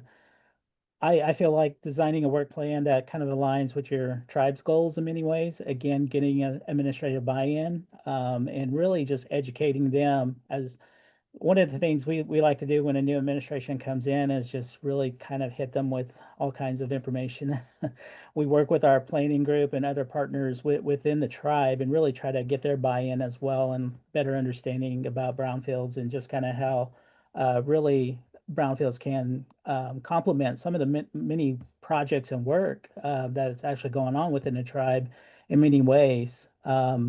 In terms of developing kind of a work plan, I feel like kind of look at what you can do on a quarterly basis of accomplishing a specific task that should really kind of be something that really helps you really gain confidence in how you can set up a work plan that's really um, in terms of task and how your funding is tied together, being able to kind of go at it that way. So that's one way I kind of really look at when we do our Brownfields 128A kind of work plan, is some of the things I really kind of take into consideration is just what we can do on a quarterly basis and being able to tie that funding aspect together as well. And then finally, I feel like technology is our friend. With so many tools out there that just kind of leverage whatever it might be, especially if you're a small brownfields program and you don't have the staff, or you're losing staff constantly or have turnover. I feel like there's so many technology tools out there that can really help you in many ways, whether that's virtual meetings, scheduling tools, tools that can help you with, your flyers, announcements, keep track of all your stakeholder engagements, emails, and just kind of various things like that, where really they can really help you kind of engage all your stakeholders in a way that, if you did have a full brownfield staff, they kind of take the place in many ways to be able to do some of that. And I heard AI too is kind of a new thing as well, being able to kind of help you move your brownfields program forward as much as needed to. And then finally, I feel like pictures, speak 1,000 words. I often feel like, those for reports, and I know our project officers always asking about, outreach engagements that we do, and having pictures and, really being able to kind of show some of the things that we're doing out in the field is really valuable for them to see some of the progress that you're making as well within your brownfields program. So remember, just technology is your friend, and take advantage of all the tech that's out there, and it will definitely help your brownfields program overall. Thank you, Frank. I think that's our last slide. The next one, of course, is questions. And I like your, the pictures, and just being able, I think, like, the pictures, shows a lot. So just being able to show the work that you're doing by collecting pictures always, at the beginning, middle, and end, especially if you're working on specific projects. So I guess we'll open it up to questions. I've seen a couple that, can I respond to, at least react to Krista's and Joey? Billy? Absolutely, please, please. Not exactly questions, but definitely points of discussion. Yes. Great comment. Great, yes, thank you, Krista and Joy. I think, one of those, and that's, I know I've heard that a lot, and it's always, I know, and I wonder if it's, doing, those education like Brownfields 101 to the council, which you've probably already done, but I think that's where I think it's important, where if your council is not seeing what the program, and it's not just about cleaning up brownfields, right? Because obviously, 128 specifically, your budget's not that large, you're doing a lot of things. So just finding ways to communicate with not just your council, but your administrative or other people involved that in those decisions, if that would make, it's that's the struggle, right? And how do we work through those communication barriers with trying to explain what this program does, but how you want to do it and what they want out of, so it's an understandable struggle. Yeah, and I think, Rosita, if I could add to that just a little tiny bit, I think to me part of it, at least in my experiences and what I've heard, is kind of, I think we get so used to talking about our programs and the work that we do just in the way that we do. We have our like elevator pitch or our script or whatever. And I think one of the really important things is, no matter who your audience is, whether it's administrative staff, tribal council, the youth, the elders, whoever it is, understanding the audience and what is going to resonate with them, and kind of changing up the way you talk about your work and your program to fit kind of what they're interested in, because some of this is kind of abstract and can be hard to understand. And like if you just walk in and you're like, well, the four elements and blah, blah, blah, okay, great, but what's that going to do for us? So that's something I think is important to keep in mind, is just really understanding who your audience is and what message is really going to hook them and get them on board with what it is that you're trying to do and trying to accomplish. Let's see here. We had something come in from Geneva. So I'm going to just read this out loud. Sorry to everybody if you don't like people reading to you. I've seen that with the competitive grants, they seem to be geared towards or give more points to goals that bring a typical economic value to a tribe. Example, what will the project allow to be built there that will bring in an economic benefit or aid a community issue? So I'm wondering if, as you mentioned, aligning with your tribe's goals, this will allow brownfields projects that will protect natural resources for a tribe to be treated the same as these major development projects. So to me, that makes perfect sense. I don't know if that made sense to everybody else. So I don't know, Rosita, if you wanna touch on this, I could talk about this for a really long time, but I mean, I don't I know if I should let certainly, someone from EPA talk about it. yeah, I mean, I can chime in a little bit, and I don't know if there's NPCs on the call that might have a little bit, but because I didn't review any last year, but I know the requirements. We don't just look economic development. There's also like health and ecological, and so certainly when we evaluate from the tribal, when we evaluate the tribal perspective and know what, it's really up to the goals of the community and how you're going to achieve that. So what is the goals for that? So I think Geneva's point is, it can certainly, it doesn't have to be economic development. That's clearly in the guidelines. I haven't read, the ones from last year, but I think it's definitely what the goals of your community are. That's what is evaluated in the, and if there's someone else from EPA that has read the FY25 guideline specific language with regards to that, might have a better response than I do, but I know economic development is not the only thing we look at.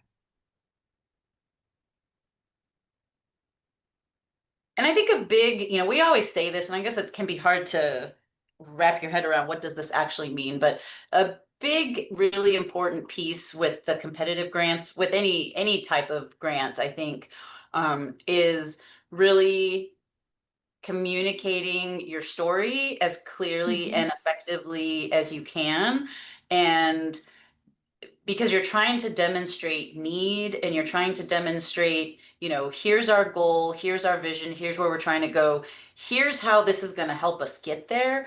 And maybe that isn't, increased tax base, all these jobs, all this, all the economic, this big project is going to bring in, 27,000 jobs and all this money. But as long as you can demonstrate that you have a plan and that you are addressing the goals and the needs of the community, and that you're accurately and completely responding to the guidelines, the requirements of the grant, that you're actually like hitting on every single topic, like even if it doesn't really apply to you, still kind of address it. You can get a long way, get a long way that way with the competitive grants. But Geneva, we're here to help you think through this stuff and to review your proposals for you. That's not just for Geneva, that's for everybody here. Yeah, and Terry put on the comments that, reuse can be natural restoration projects. So as long as if you're talking about that's what our reuse will be, and this is how it will benefit the community, how this restoration, then that is what is evaluated. Yes. Yes. Did I miss anything in the chat? There's a lot happening in the chat, so I'm trying to make sure we didn't overlook anything. And we will come back to this room. We're gonna split up now for about 15 minutes and do some little small group discussion. If you do not know Tribal Tab very well, you are going to learn that we really like peer-to-peer learning. We really like to hear, from everybody and learn from each other. So here is another opportunity for that. So Hannah's gonna send us our separate ways into our little discussion groups. The facilitators will have these questions. You don't have to, write them all down real quick. We're gonna go away for let's see here. How are we doing on time? I know I said 15 minutes. Let me look. Where are we supposed to be right now? Let's go for 10 minutes. So we don't get too far behind. And then we'll come back, and if there's time, we'll hear what a few of the groups talked about, and then we will answer more questions, have more discussion, and then we'll wrap it up for the day.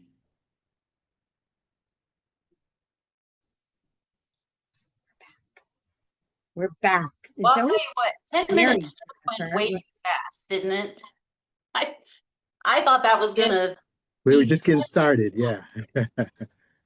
Sorry about that. I was trying to keep us on track, but we're all back here in this space. And we do have 25 minutes left as a group before we officially end. So we can continue this discussion in this room, I think. Because we were also just kind of starting to get into things. So I don't know, quickly, if we want to just go around to our facilitators, do you want to share just a few of the points that came up in your groups? And then I think, yeah, let's have everybody unmute their mics and use the chat, and let's see what else we can talk about over the next, amount of time.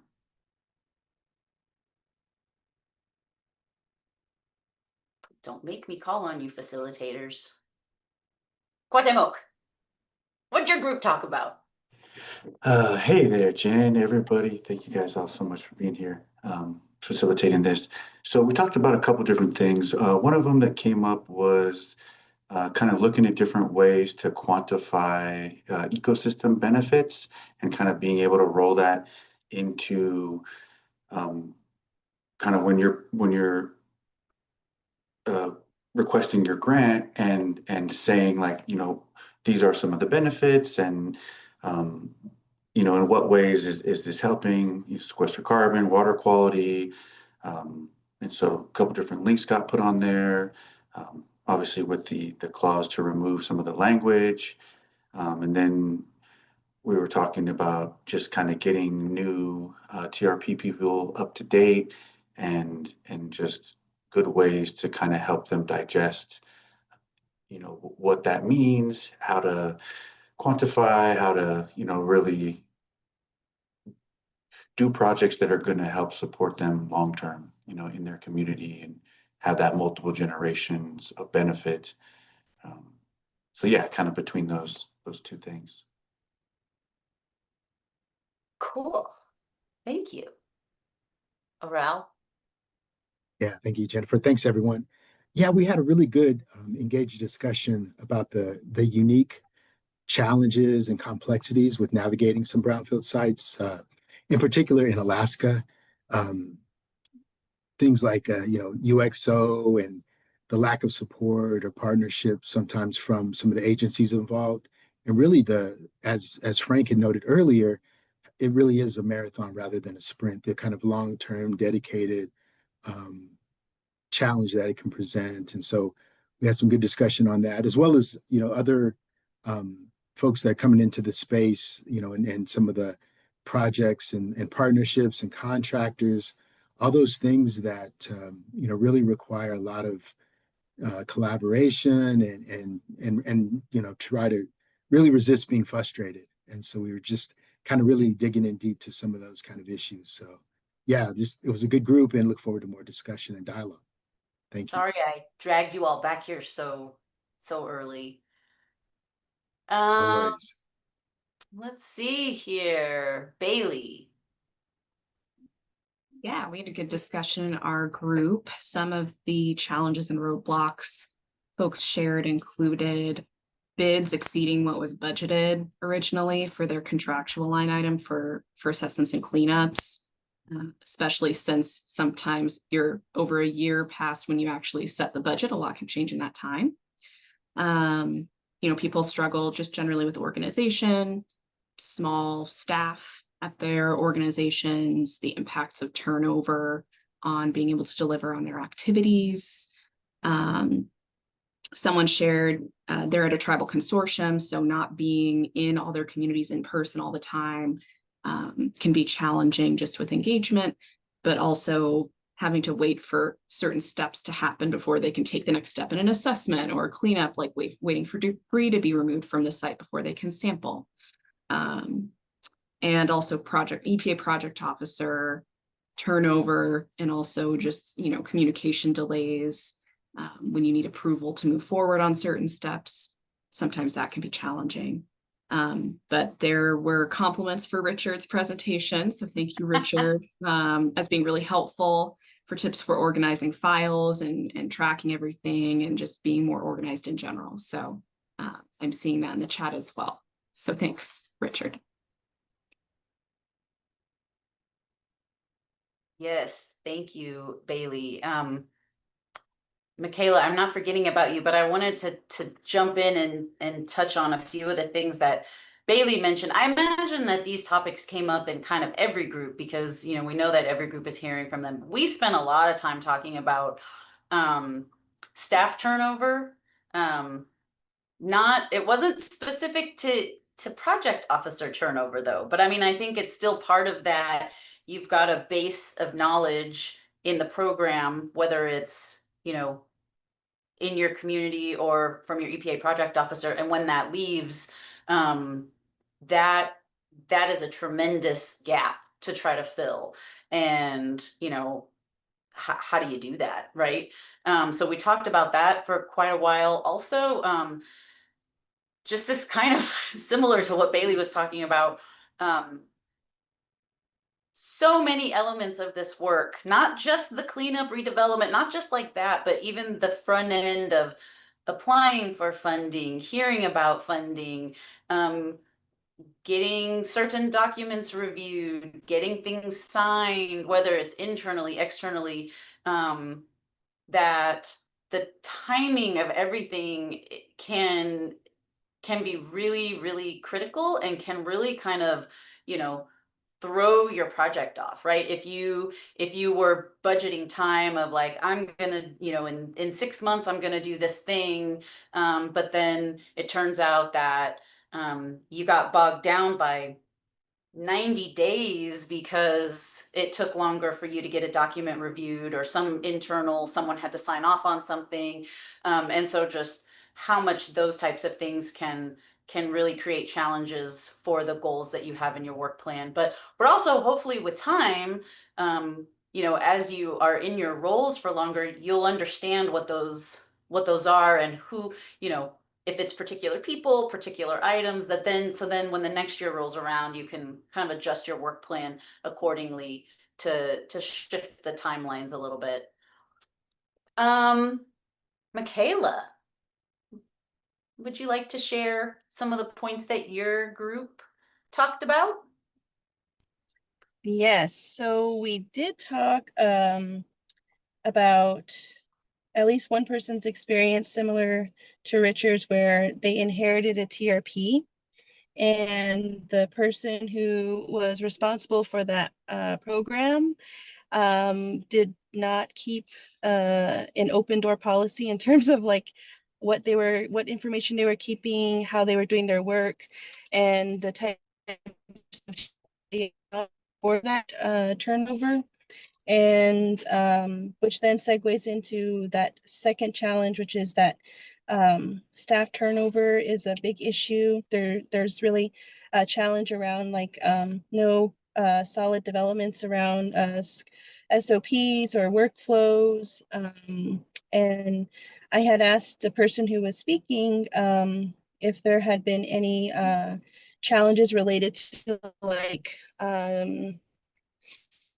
the sort of capacity that the department has, because we often hear that in our own sort of conversations, and sort of like asking if there's an organization chart, any updates to that, are there gaps in their staff that need to be filled? And she basically said, yes, those are really great things to consider, but that ultimately, and we ended on this high note, which is that we are all on the same team, and that there is an importance that's placed on like interdepartmental agreements, because she cannot do one work or aspects to her work by herself.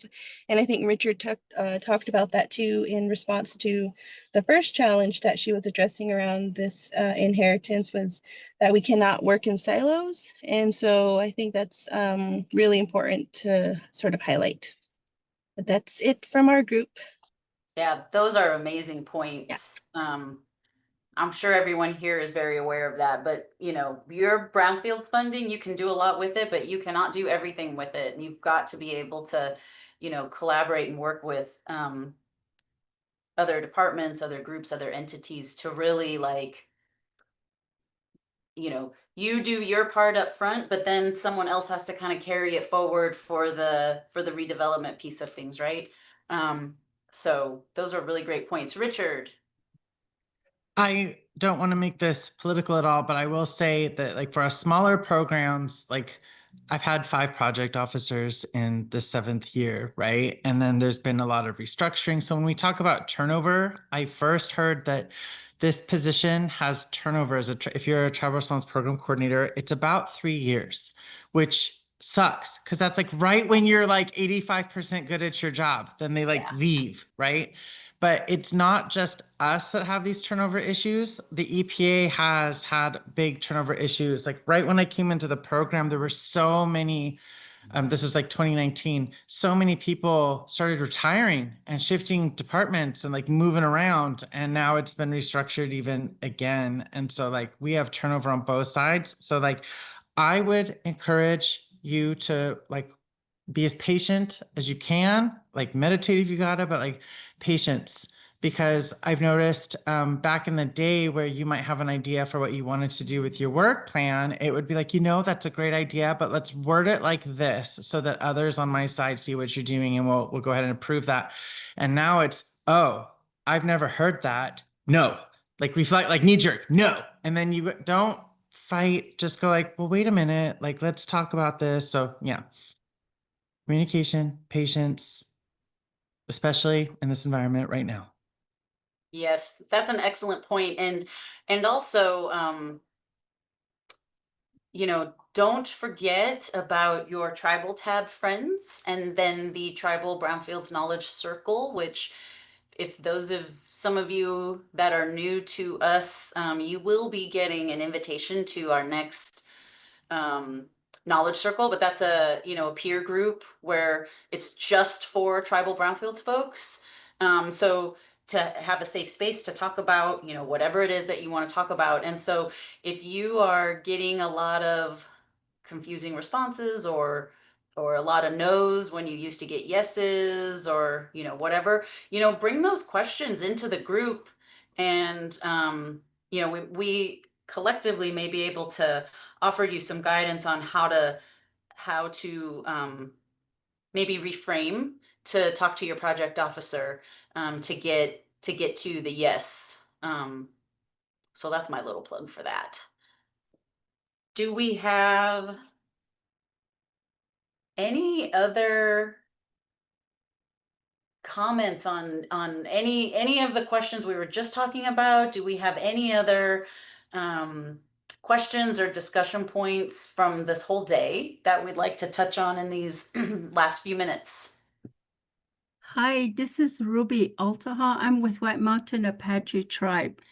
And I just wanted to say that I guess I've been flying blind here. We did get a brownfield cleanup grant, and I stated earlier, I relied on the EPA project officer at the time who was very instrumental, very helpful, wanted to help our tribe.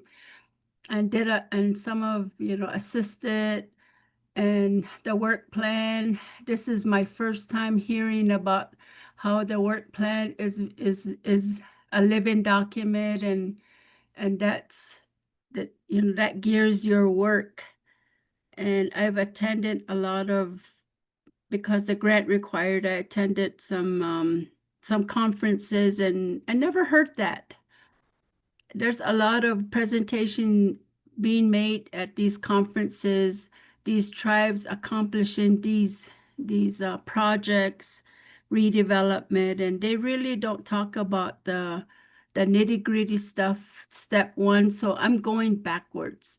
We cleaned up an area. We have about over 400 cabins in a beautiful area called Holly Lake, and they're dilapidated. They were built back in the 50s, and there's a big history behind that. So now, the brownfields talk about redevelopment, talks about reuse plans and all these partnerships. And I feel that I've been flying solo, and we're due here to close our grant next month. And I'm finally looking at my work plan, because I was told, what does your work plan look? I never looked at it this whole time. No one ever told me you need to look at your work plan. And so, but I appreciate this presentation, and because we're still continuing to clean up, we're pursuing another grant, and I want to do things different. Yeah. But I wear many hats, like they're stating. The Brownfield is new to me. I do have an EPO officer that's on my board of directors with our corporation, but never got any direction as to how I should manage this grant. And all the money went off the reservation. I didn't get a single penny of it. So I just appreciate this, and I want to learn more. If we're going to pursue other grants, I really would like to get the experience of managing these grants where I'm not relying on contractors to do it for us. So Yeah, thank you. that's great. Thank you so much for sharing all of that. That was pretty open and kind of vulnerable, and um so thank you for being open to sharing that with us. We're really glad you're here. And all of these slides and this recording is going to be available. The slides are already up. The reporting will be maybe next week, but so you can go back and look at this stuff again. And I'm going to keep repeating. Please feel free to contact us at Tribal Tab, tribal-tab at ksu.edu. And we can do everything we can within what we're allowed to do to help you stay on track, help you think about the direction that you want to take your program in, how you can think about applying for grants in the future, how you can kind of stack all these resources together, so that you can do what you're talking about. I guess I'm going to advance the slide because I have the power here. Just in our last few minutes, just a real quick, we have a whole other day of this tomorrow, right? This was a really intense day. Those of you that are still here, whew, good for you. Thank you for sticking with us. So looking ahead to tomorrow, we're going to focus more on reporting, internal systems, and grant readiness. Today it was more of the kind of the grant foundations. So tomorrow is a little bit deeper, deeper topics a little bit. So we're going to hear from Amy Jean again and Jen Satchel from Bay Mills Indian Community, who are going to talk to us about reporting best practices. And then Cynthia Annette, who's part of our Tribal Tab team, Jason White and Sheila Sevenstar from Cherokee Nation, and Sarah Doskowitz from Copper River Native Association are going to share about building strong internal systems for grant management. And then Aurel Salters is going to lead all of us through like a reflection of everything we've talked about, what we've learned, and then some more peer exchange and dialogue on grant readiness, just kind of making sure that, you know, everybody knows whether, if you've got the grant, you feel like you've got a handle now on what you need to be doing to stay in compliance and make sure that you're not at risk for having your funding be taken away, and that you are, you know, building a very strong, successful program. If you have not applied for a grant before, but you want to, you know, we can talk more about like, what does that look like? Do you feel like your organization is in a good position to kind of help you take on the lift of what it takes to manage these grants? So we hope to have a, you know, pretty good dialogue through that. We'll have some more discussion and questions, and then most importantly, we will leave you tomorrow with, we will be asking you to complete an evaluation, which really, they're very short, but it's really, really helpful to us because it helps us understand, you know, what are we doing well? What are we not doing well? What would you like to hear more of? What did we miss the mark on? But this also helps us kind of make the argument that Tribal Tab needs to continue to be funded, that the work that we're doing here is beneficial and supports our case to our funders that we should continue to be funded. This grant opportunity should continue to be available to people. So I think with that, so that's tomorrow. That's what we're going to do tomorrow. Same time, we will not be taking this long tomorrow unless we really get into some good deep conversations. But if you take a look at the agenda, already we're scheduled to be done well before 4 o'clock Central Time. So it won't be as much of a marathon tomorrow, but still very exciting, very informative. We'll have hear some really good information, hear from a lot of great speakers. So thank you so much for being with us. Do I have a final slide? Yeah, so we'll see you tomorrow. I will hang out. Oh, Kayla, you're welcome. We had to think about everybody. It helped that Bailey was part of the planning team. So Alaska was definitely not overlooked in the planning. Yeah, if you have questions overnight, either hold on to them till tomorrow. We can touch on them tomorrow. If they're from today, send us an email. We'll make sure you get answers. And thank you to everyone. Thank you to our speakers. I forgot to ask you all to applaud our speakers. They did a fantastic, fantastic job. Yeah, and thank you so much for everyone being here with us. And we'll see you tomorrow. Have a good afternoon and a wonderful evening and good sleep. And see y'all tomorrow. Thank you. Have a great day. Take care, everyone. Thank you. Thank you, everyone. Be well.